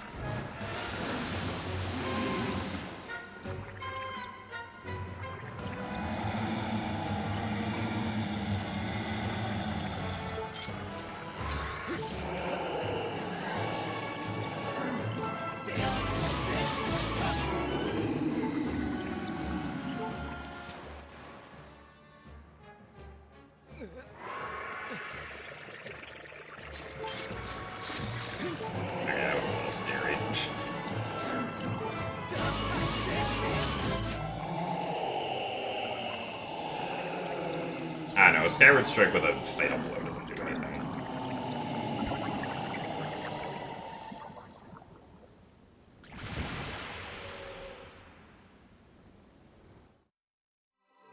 Do I ever forget some strats since I speedrun so many different categories and games? Um, I guess I do forget them if I'm, like, not actively running the game, but, like, upon playing the game again, I'll typically remember them pretty quickly. Like, for instance, right now I don't remember all of the setups or cues that I would use for tricks in, like, Twilight Princess, but if I went through the route, like, 1 or 2 times, I would be able to remember, probably.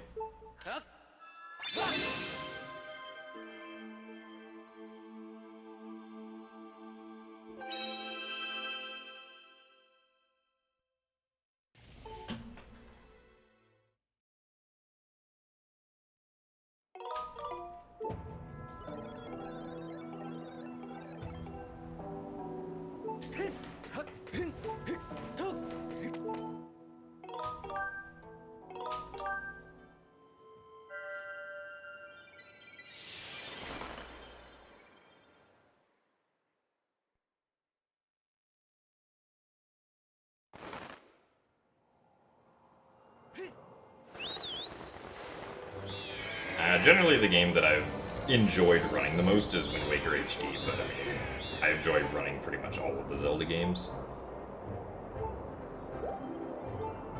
At least all the 3D ones.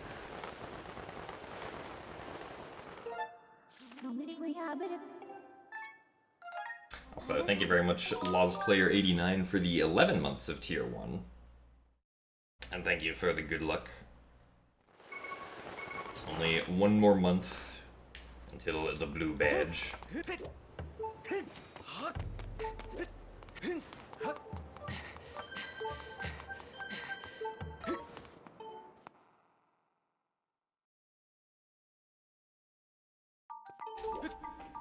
Well, yeah, I haven't, like, seriously done runs of Wind Waker HD in a while, but that's because, like, there tends to always be something else that I want to run. Because the Zelda games are always evolving.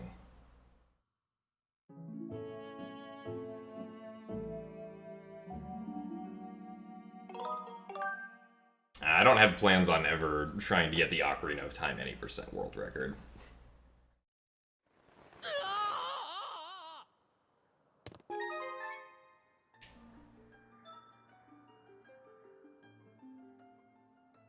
Also, hello, Celestial Panda. Thank you for the good luck. And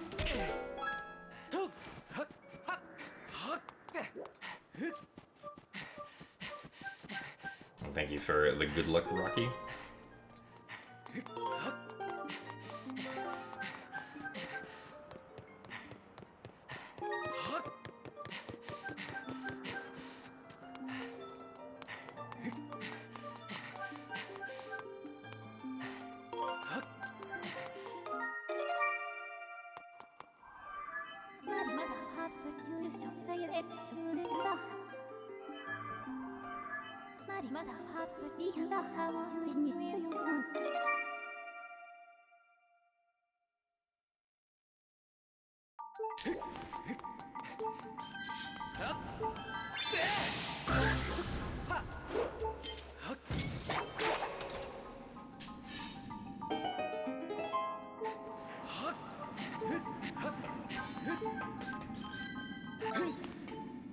Yes, there is a lot of blue splits today.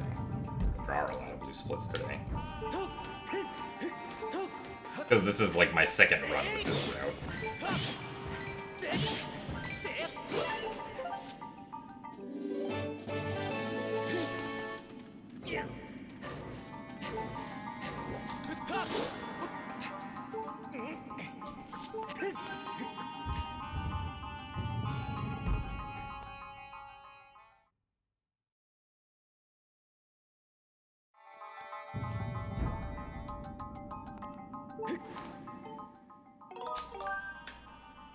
And the Hyrule Castle and TP.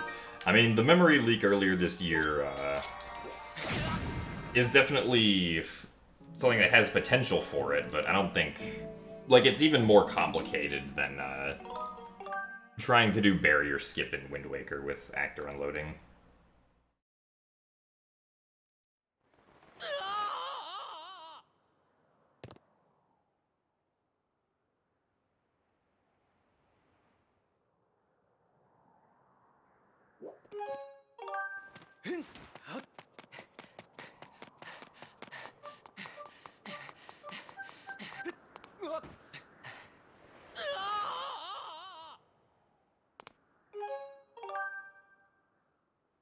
Also, thank you for the good luck, Kiselji.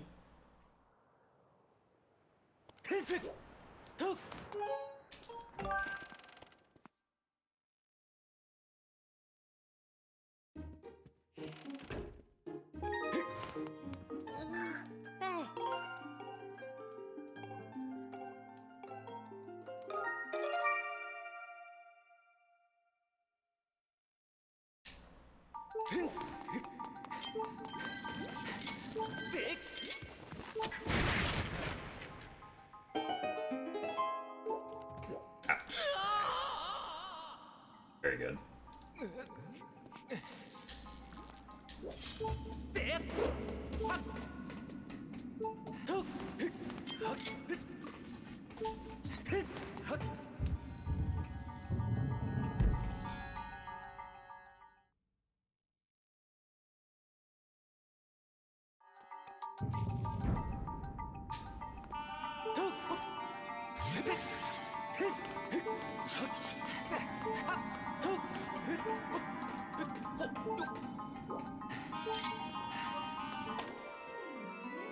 Also, thank you for the good luck, Bobo Semi.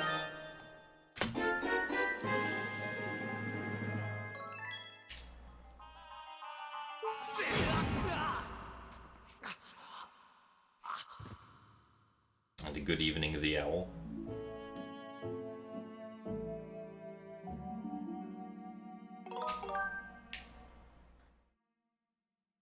Also, thank you for the good luck, official Cloud 6.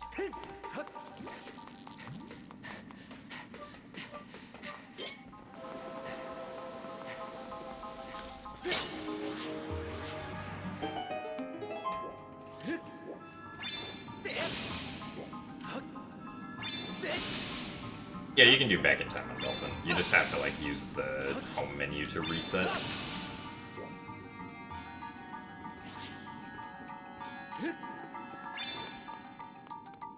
Or I guess bind a hotkey to reset if that's something that you can do.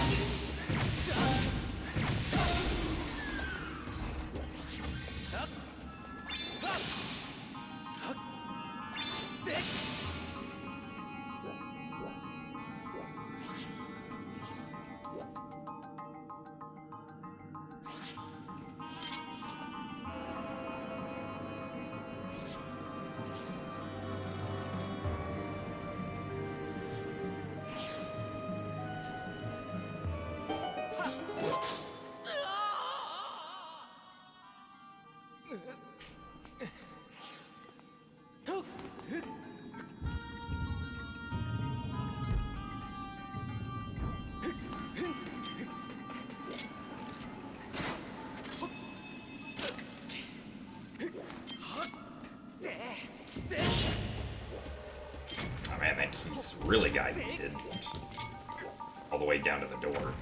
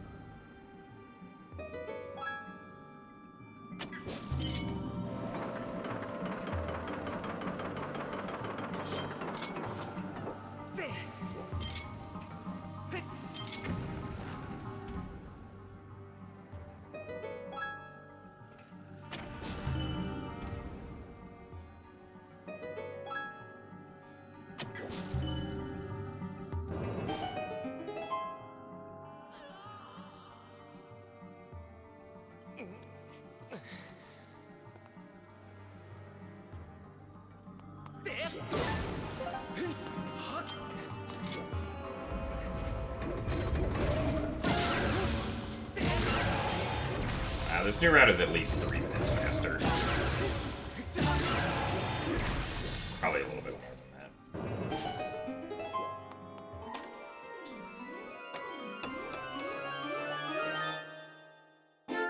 So I have made some mistakes.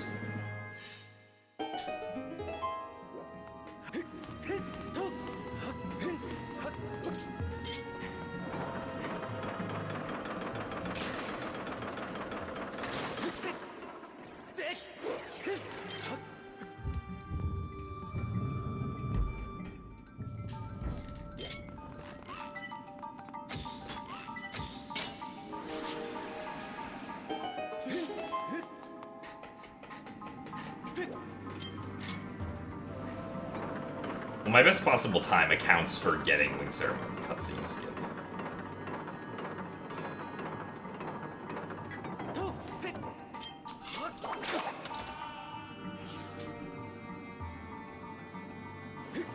Yeah, because my best on surface is like... Well, because at least with these splits, right, I was plus 127 on the split that I got the first run, which was a 1452.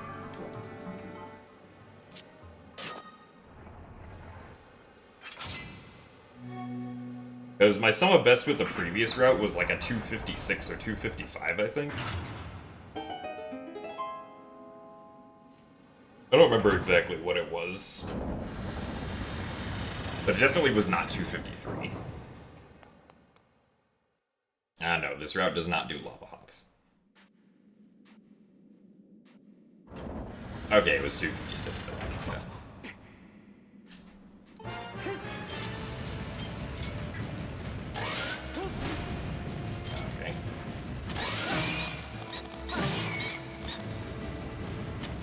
What the heck?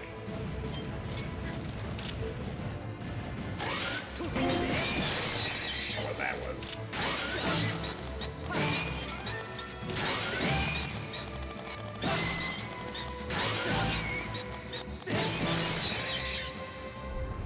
Slingshot Seed went way over to the right.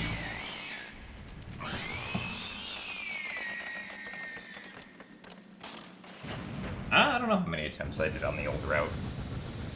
Probably at least like 20 or 30.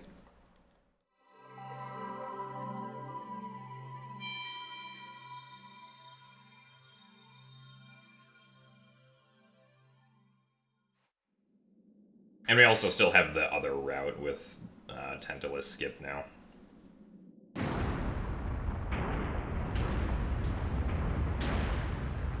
Spent 9 hours on an OOT randomizer and still haven't found the Kokiri sword. Well, logically the Kokiri sword is required for very few things if you're using like default settings with Open Forest.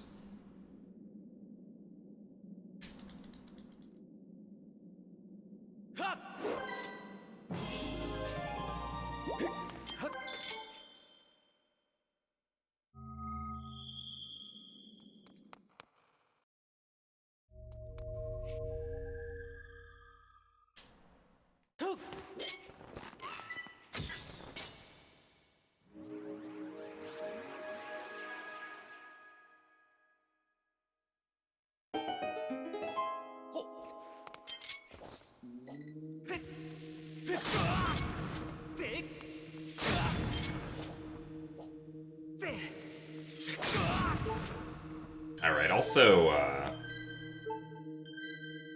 something's gonna be inaccurate here.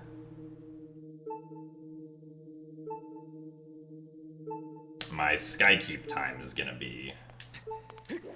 Or like my sum of best with relation to Skykeep is gonna be inaccurate.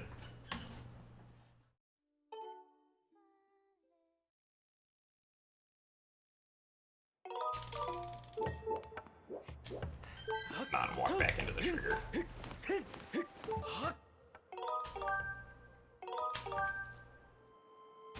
Also, thank you for the best of luck, Cicada. Yeah, because we moved the Bazaar bottle. But I guess for right now, we will get rid of the Skykeep time.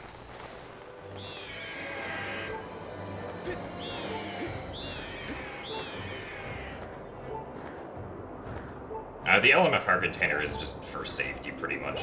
It doesn't really waste any time to get, but it'll give us 9 hearts at the end, instead of 7 or 8.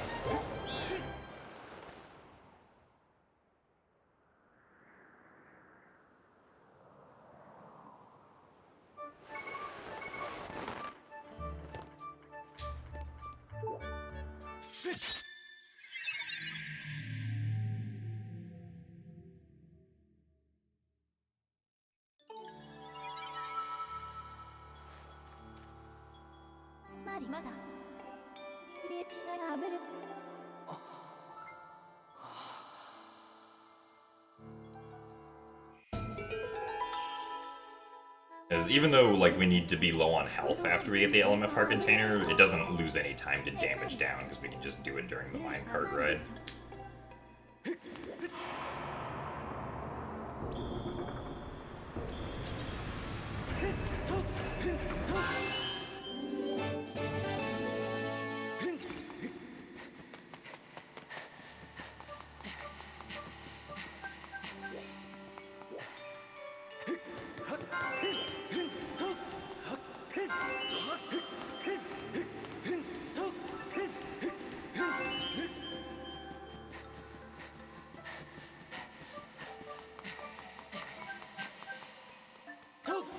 I don't know, there's still a bunch of back in time stuff left. Because we still have to beat the Fire Sanctuary.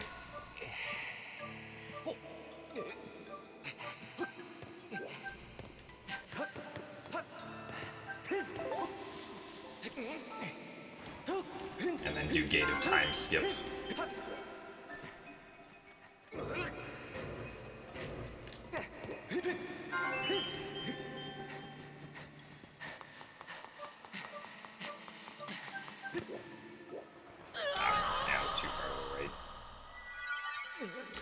Whoopsies.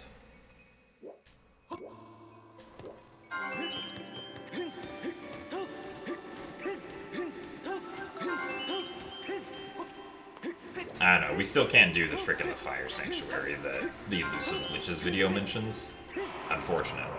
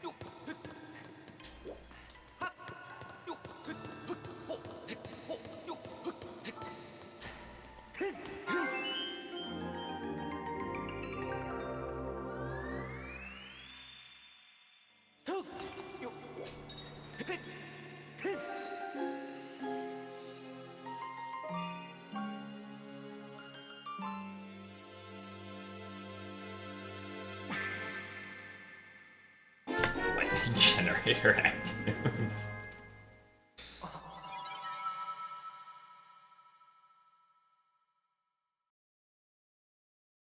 Oh yeah, I remember I tried timing, like, actually doing the Fire Sanctuary boss door RBM, but, like, it was not faster for an older route.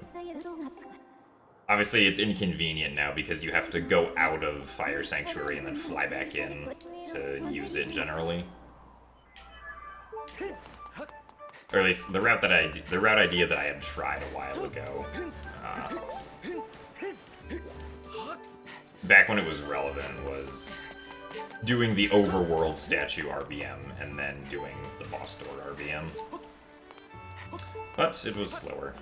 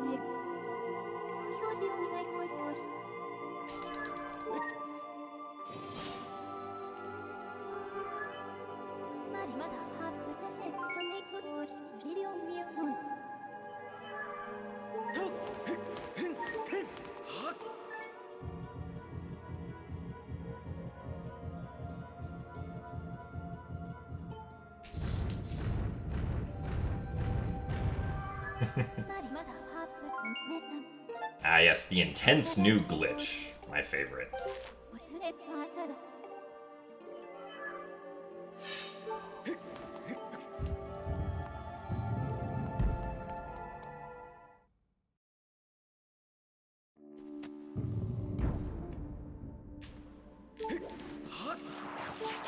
Okay, I almost died there. That would have been a whoops.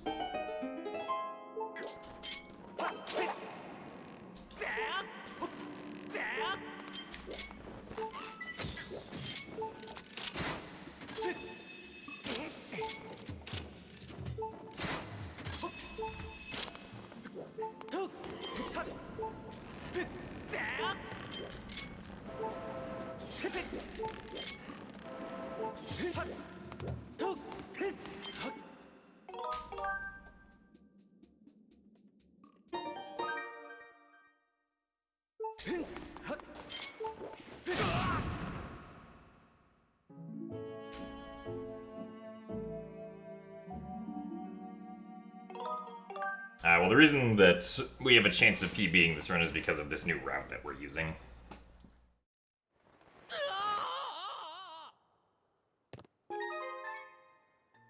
Which saves at least 3 minutes over the old one.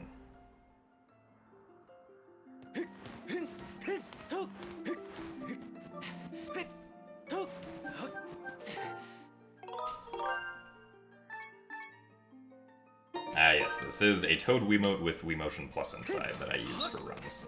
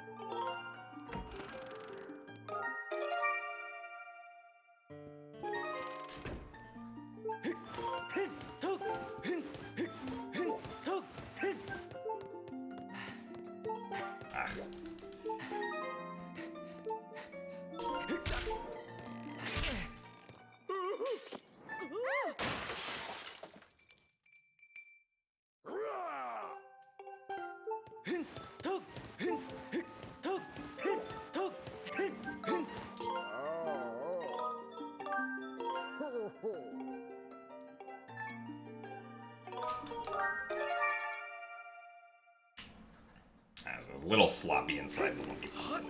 Fine.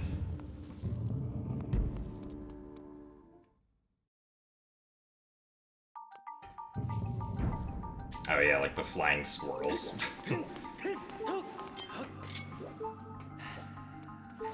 They just exist if you dive for long enough.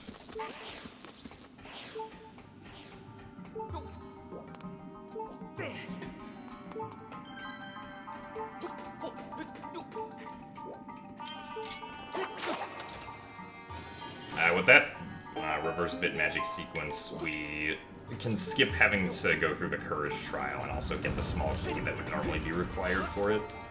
It doesn't actually save that much time, it only saves like 30 seconds, I think, but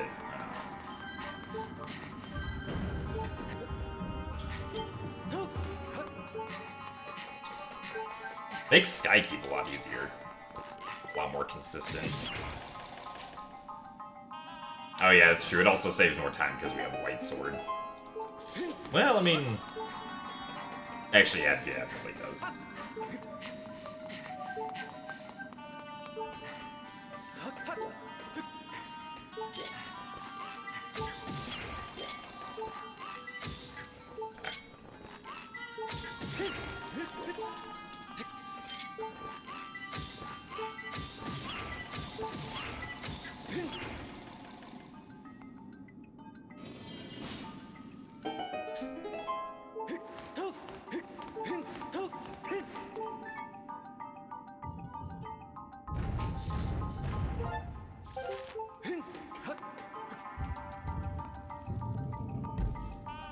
Goat of Time skip.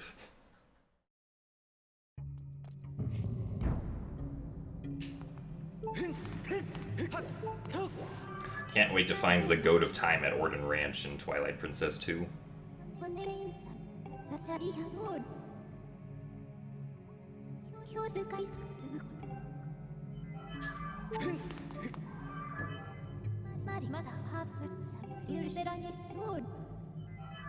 Gym Elephant.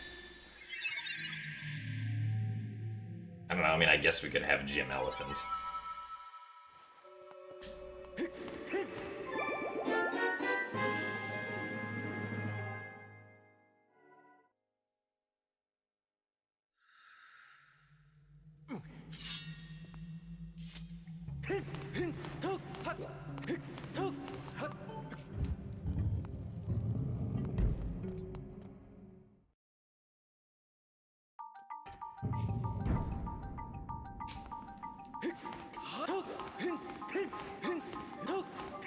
Ah yes, Gym Fish and Gym Elephant would both get along with each other.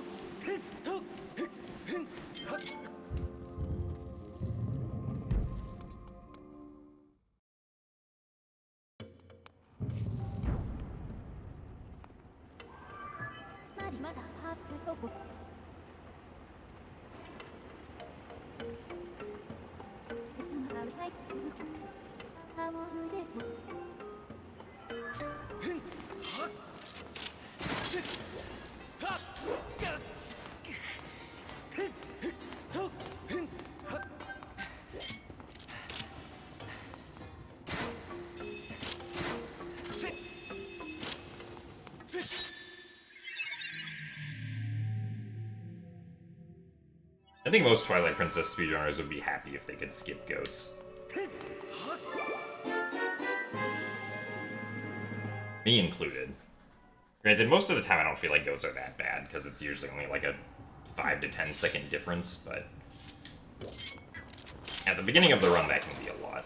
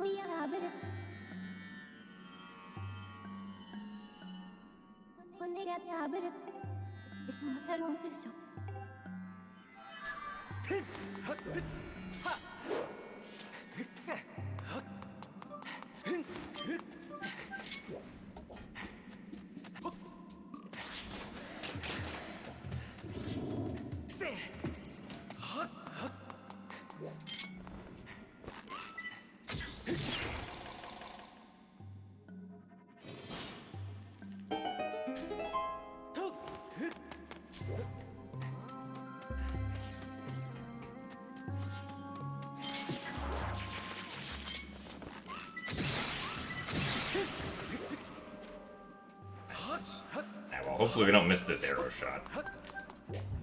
That would be bad.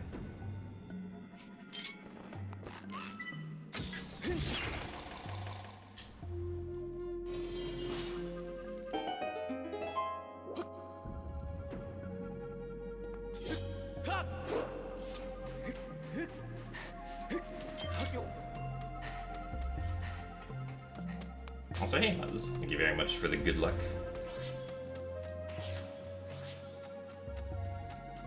Well, no, I mean, there's more arrows in this room, but it would have lost time to miss that arrow shot. Oh.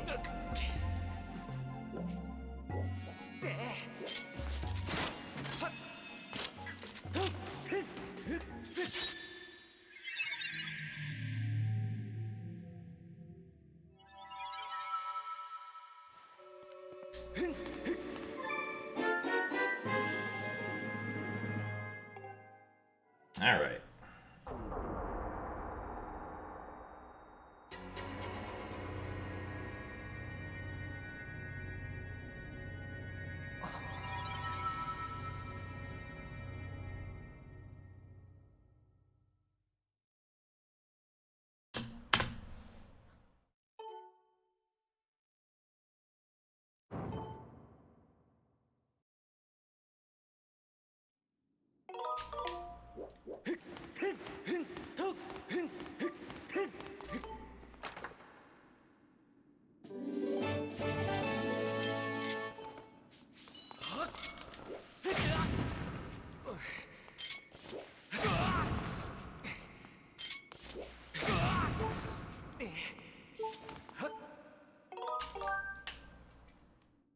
If Speed Gaming Live is in person this year, will I be going?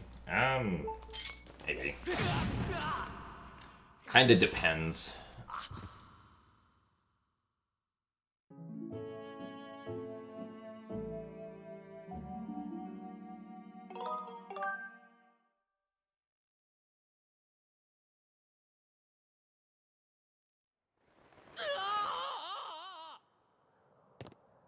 Alright, Reaper, we'll see you later. Thank you for the good luck. This route saves at least 3 minutes.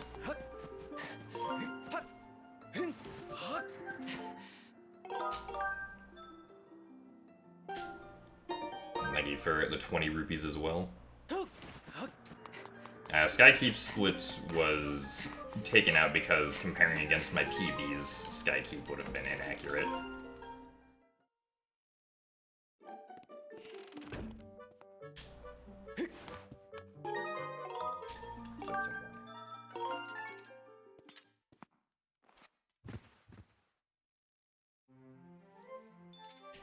And make sure we talk to the correct Rhina.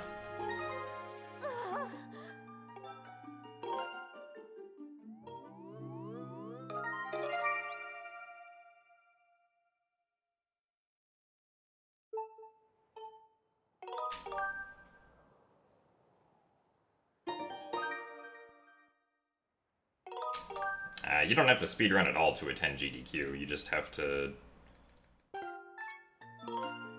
like pay the attendance fee and show up, basically.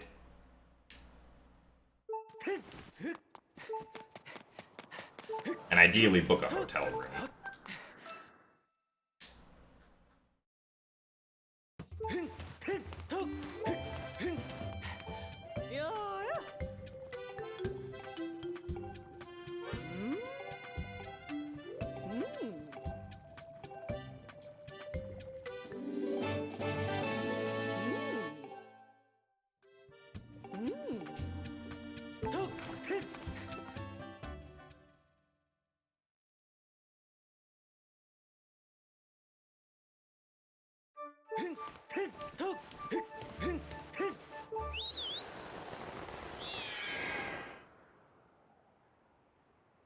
SJDQ is going to be somewhat of a hybrid event this year. It's going to be mostly in person, but they will be accepting some online runs.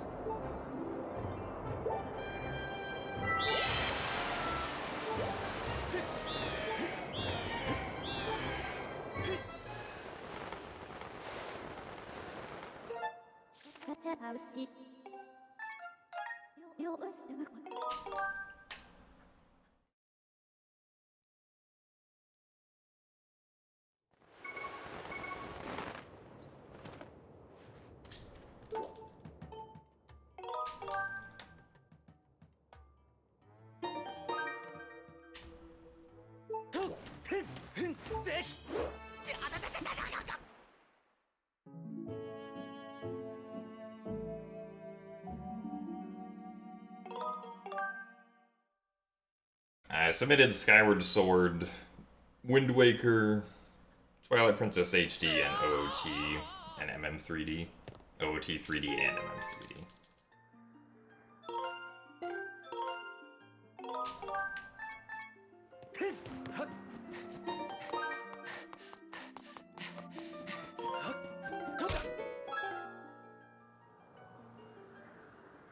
Well, the GDQ attendance fee is $80.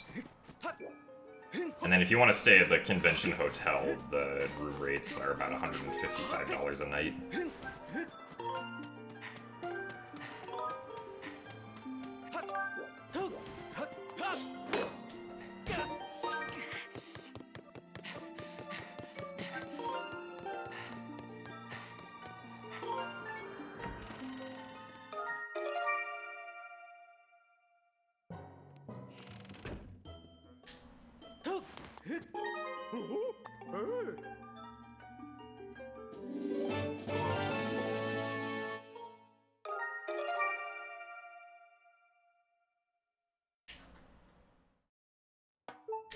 Actually, probably save a bomb here by not,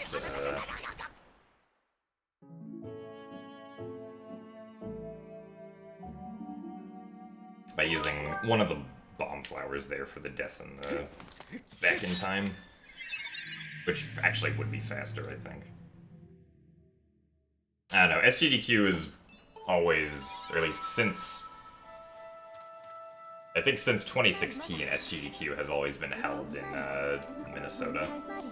AGDQ is always held in Orlando. At least when it's in person. Or not always. It used to be held near Washington, D.C., but then in 2020 it moved to Orlando with plans to be in Orlando for a while.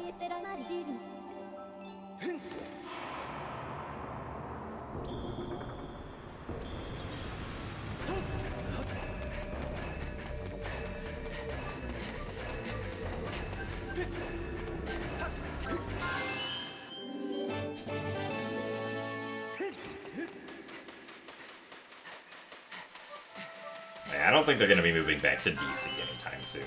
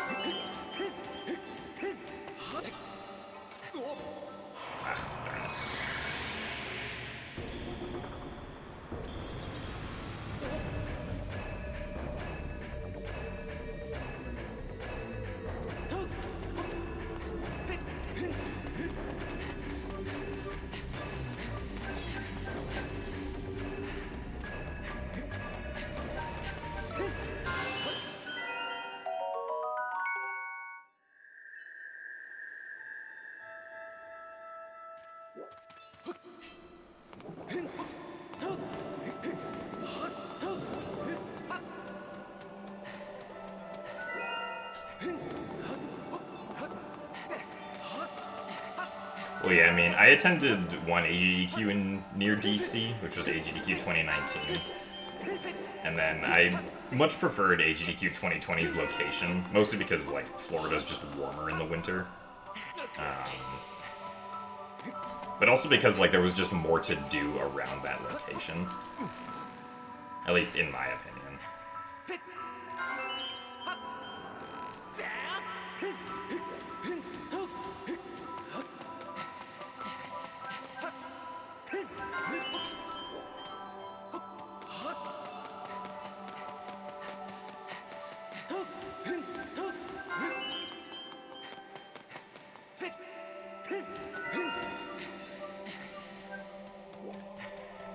Because, yeah, the hotel for AGDQ 2020 was also really good. A lot better than AGDQ 2019. That's also because the AGDQ 2019 hotel was, like, partially under reconstruction or renovation.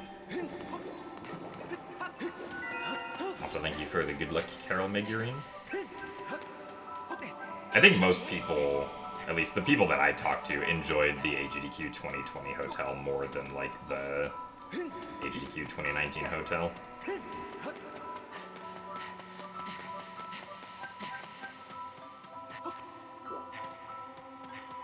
is bad timing on these cycles.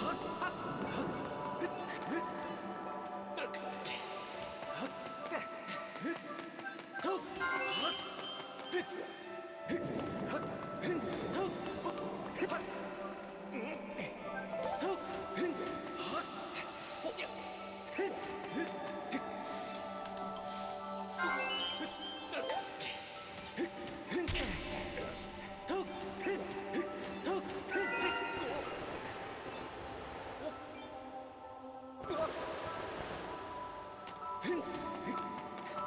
probably be losing time here, at least over my best.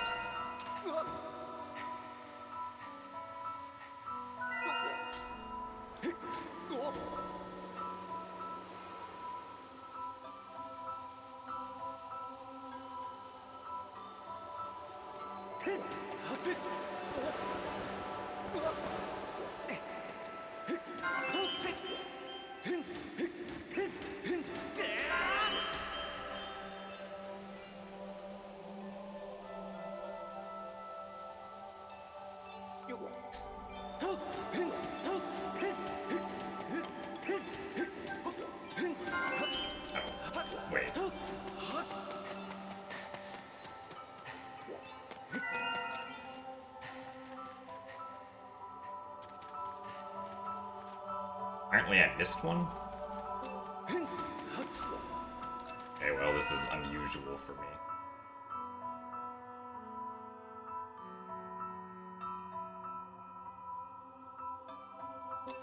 What did I miss?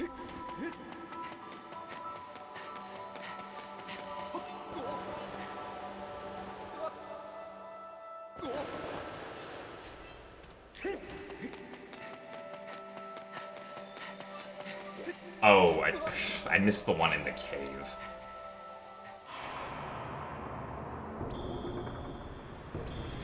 I knew something felt off there. What? Seriously?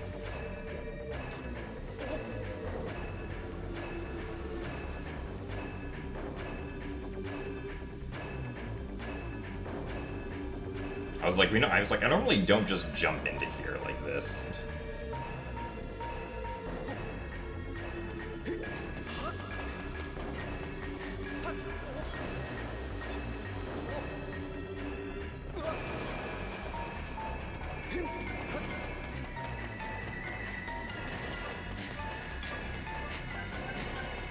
Interesting. I never get to hear the music for this long normally. Oopsies. Oh,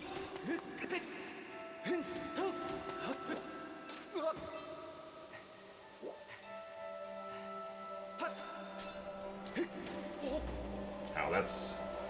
I believe that's a mistake I don't think I've ever made before, so that's interesting.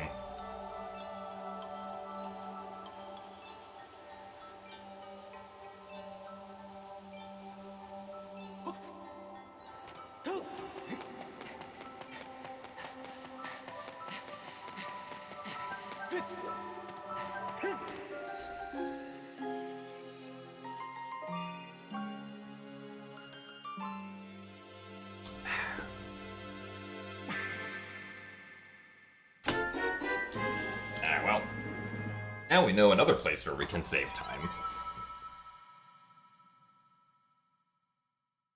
Also, hey, Nanikaze and Vic TSO. Thank you guys for the good luck.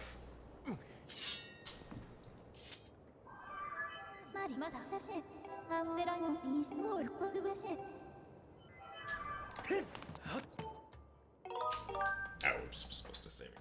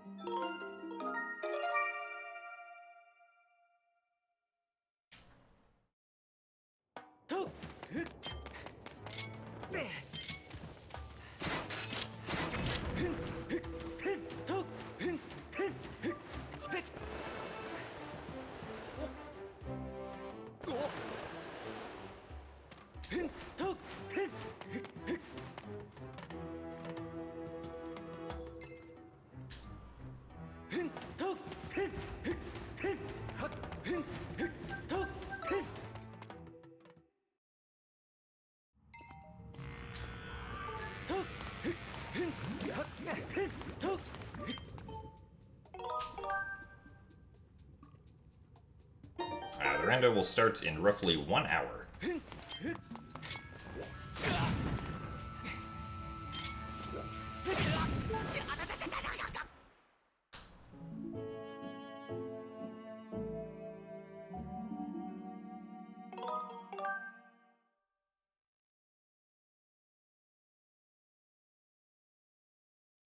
Yeah, there's gonna be a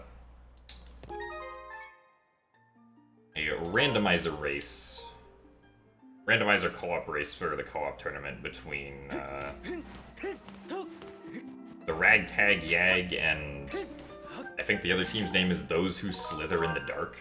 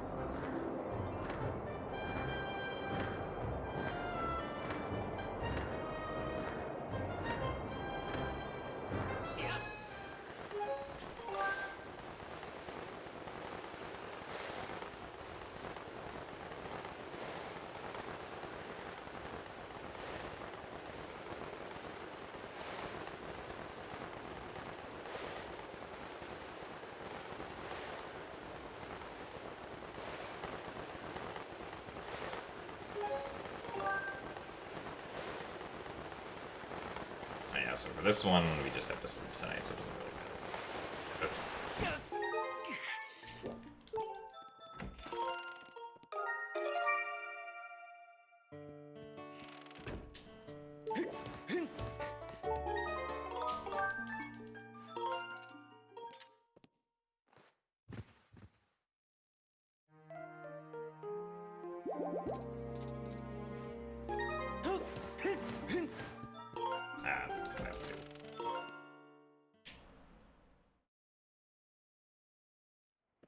Can only use yes/no buttons.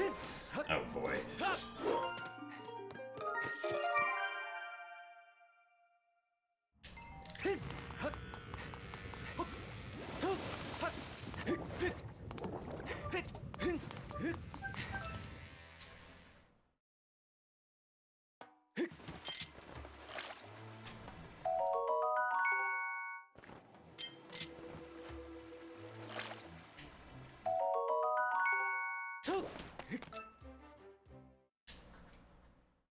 Oh yeah, Pictionary spoiler log races are pretty funny also.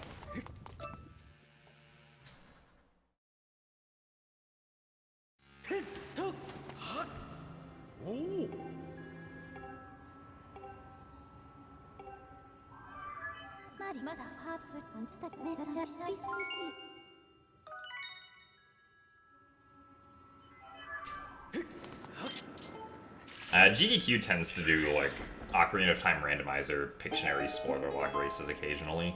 Oh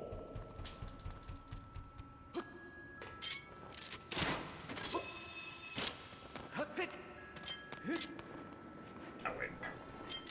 This one.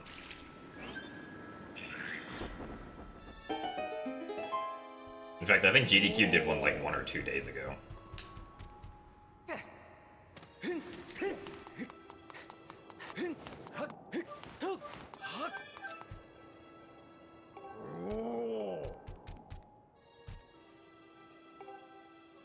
And yeah, ZSR's probably done it before as well.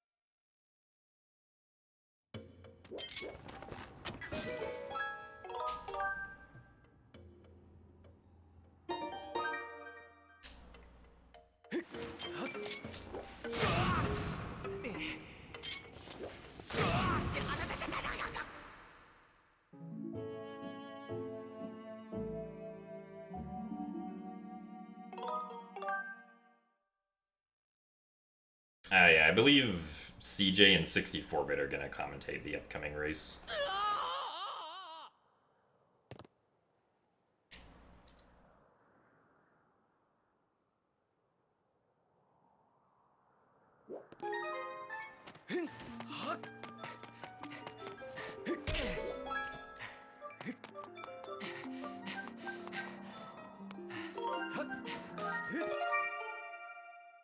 That was kind of laggy there.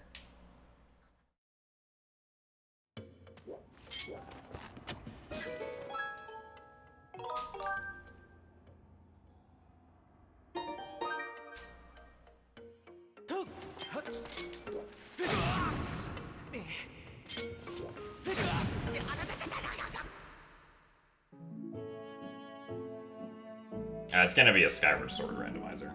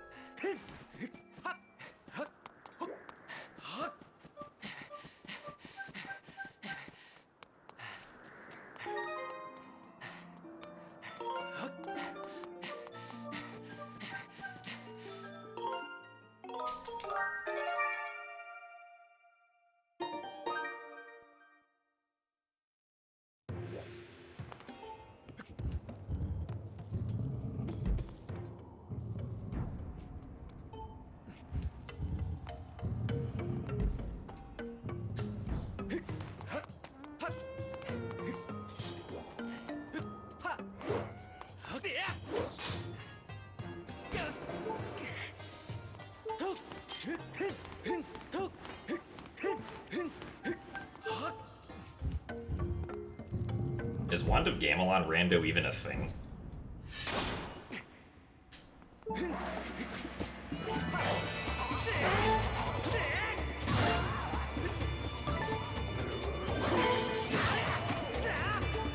I guess I wouldn't be too surprised if it was, but I don't imagine very many people would play that.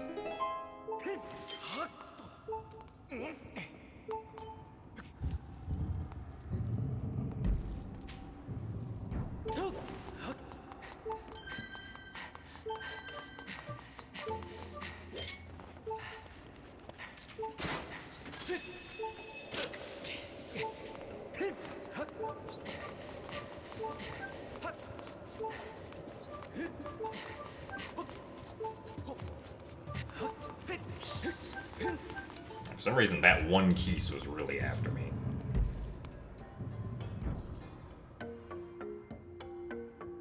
Oh, it is real. That's surprising.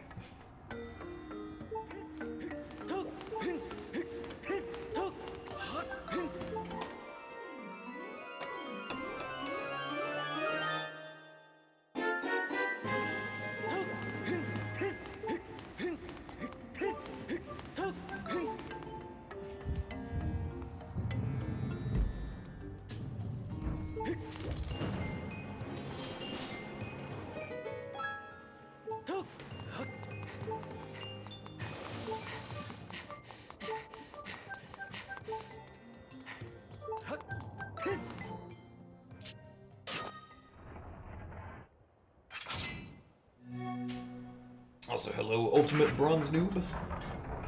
Welcome to the Fire Sanctuary.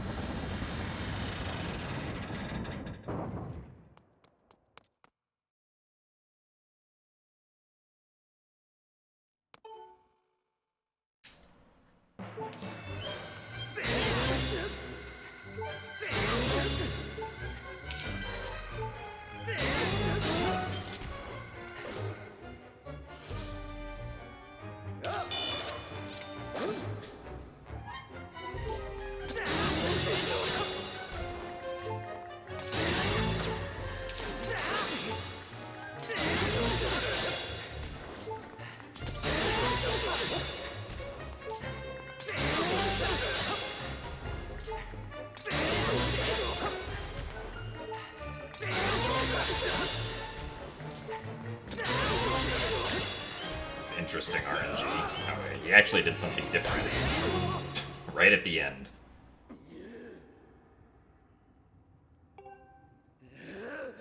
Also, thank you for the good luck, Bronze Noob.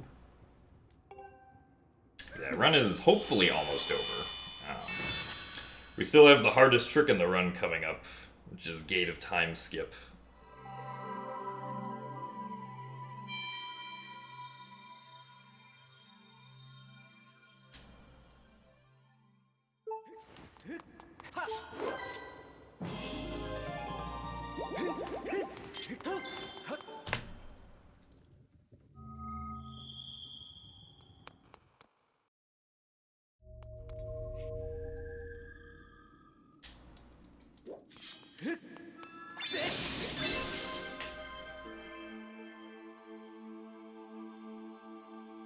No, none of the heart containers are mandatory. I would just rather have 9 hearts at the end of the run instead of 6. And plus we want to heal here anyway, because we would want full health for the end of the run.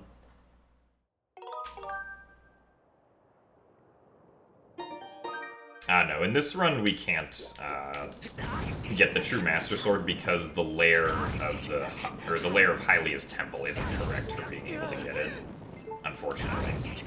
It would make the end of the game a little bit better if we had true Master Sword, but 'tis not the case.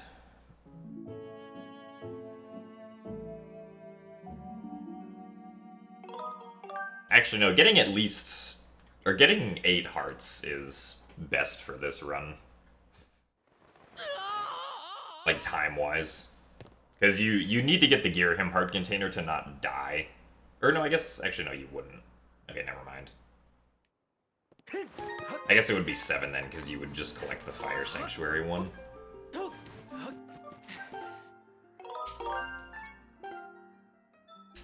Actually, now that I'm thinking about it, maybe we should skip the Girahim. Or wait, no, because then we have 2 hearts. Okay, so that's bad. Never mind. So yes, we do want to get both the Girahim heart container and the Fire Sanctuary heart container.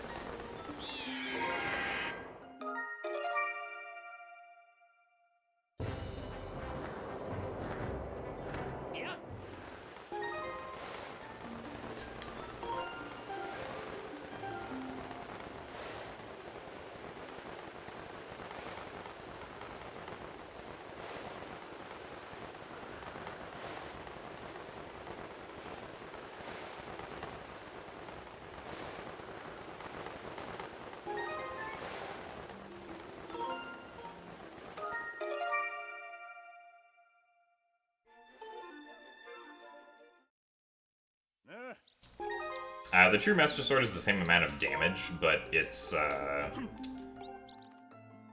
useful because it can stun enemies that try to block you and make it a lot easier to defeat them. And it also has the instant Skyward Strike charge, which is very nice.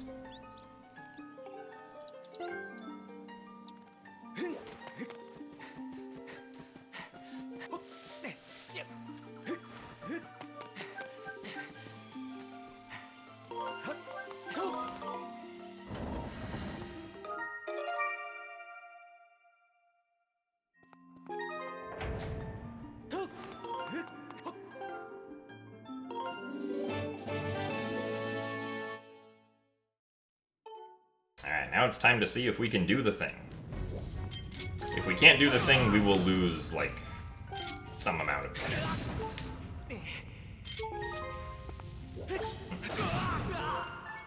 Like 3 or 4 minutes or something.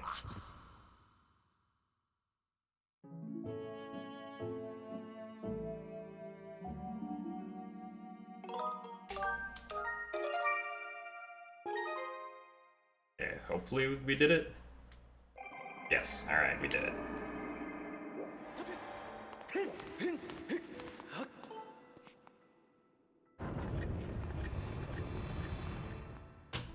Hooray! So that trick is a little tricky because there are two precise timing things that need to happen there. The first is I need to do Death Trick, which is a 2-frame window for an A press, and then I need to press the 2 button and the A button within a 4-frame window at a somewhat awkward time after I do the 2-frame A window press.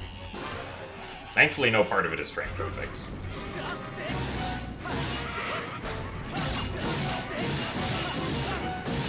Oh.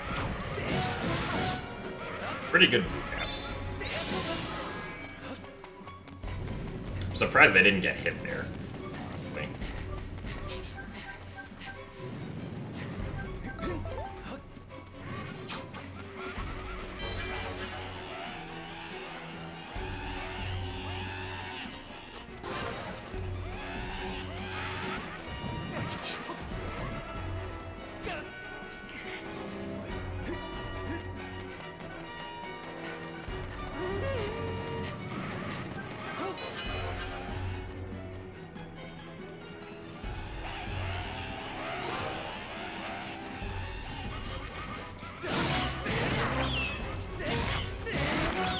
Much better Stalfos than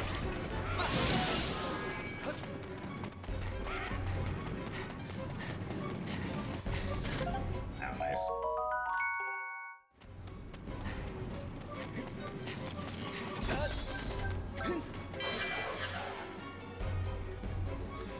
Gotta take some time to appreciate the single arrow drop.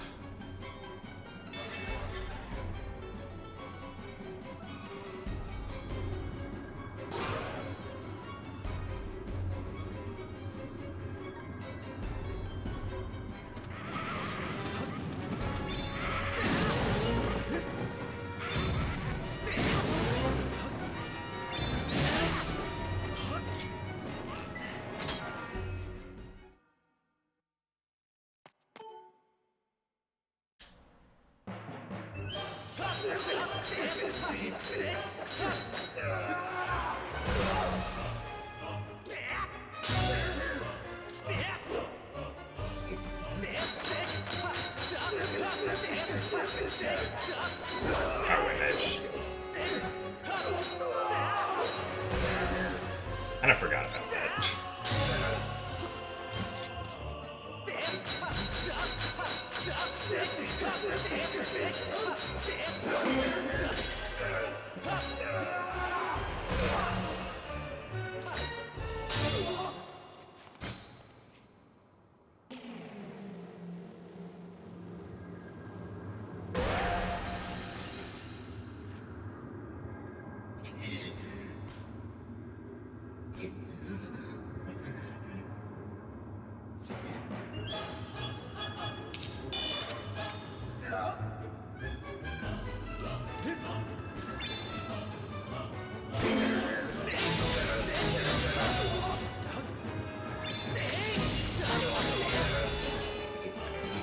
Stab into the black smoke to avoid the lag.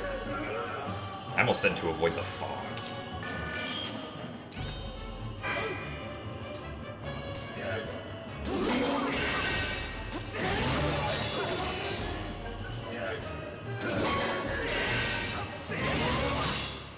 Kinda laggy.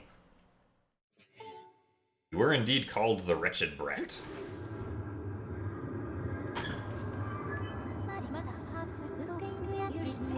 Alright, so I haven't done this in like a few months, so I think the best time to do it is definitely right now.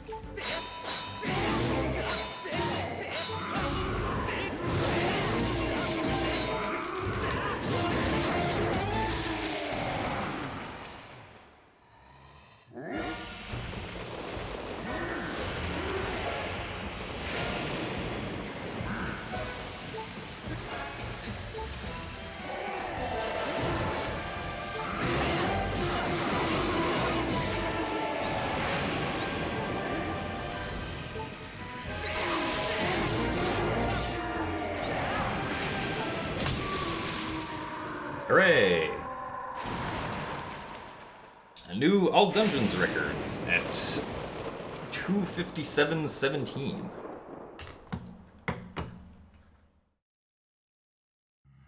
So thank you very much, Joshua, for the 100 bits.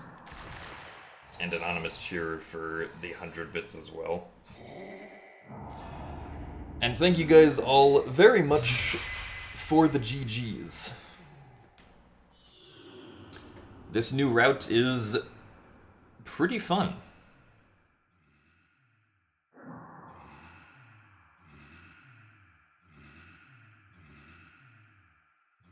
I think the sum of best is inaccurate in some sense. Because I don't think the split that I have between Skykeep and Fire Shield Earrings isn't, like, good. Because that split, or that best segment doesn't get bottle. So I'm gonna delete that one for now.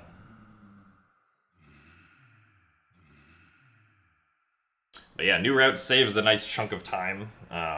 This run had some mistakes. Obviously we missed Wing Ceremony cutscene skip at the beginning, and Earth Temple was bad.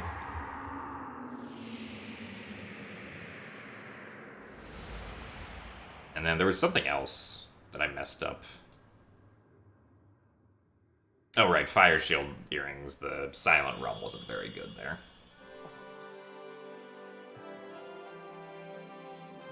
Lost like a minute and a half, so that's like 3 minutes of mistakes, roughly.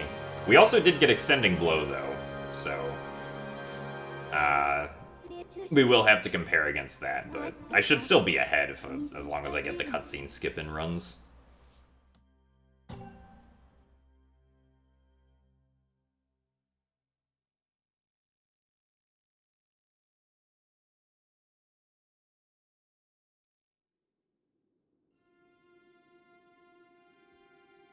Oh yeah, 255 is definitely possible.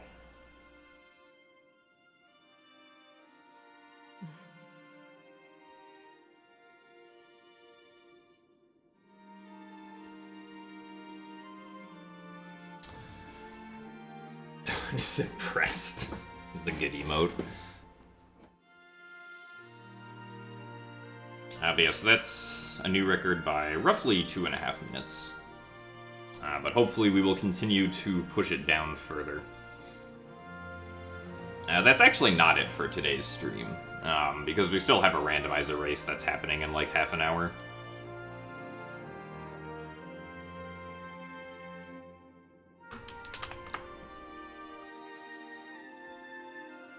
I will have to cut stream at one point and put on a 10-minute delay, though. Because per the tournament rules, I have to be running on a 10-minute delay.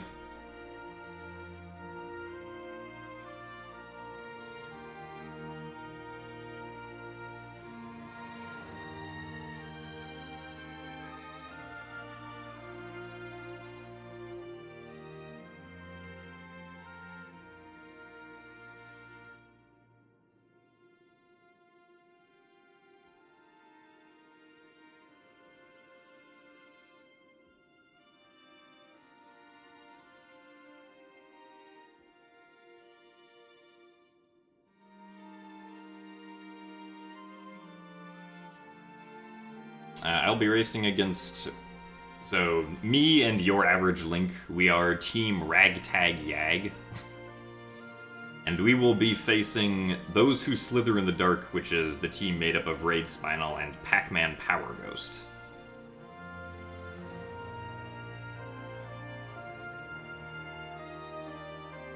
Now, yeah, so our randomizer races today, there was another randomizer race which is not involved with me, that's scheduled for next Saturday, which is what people were talking about earlier.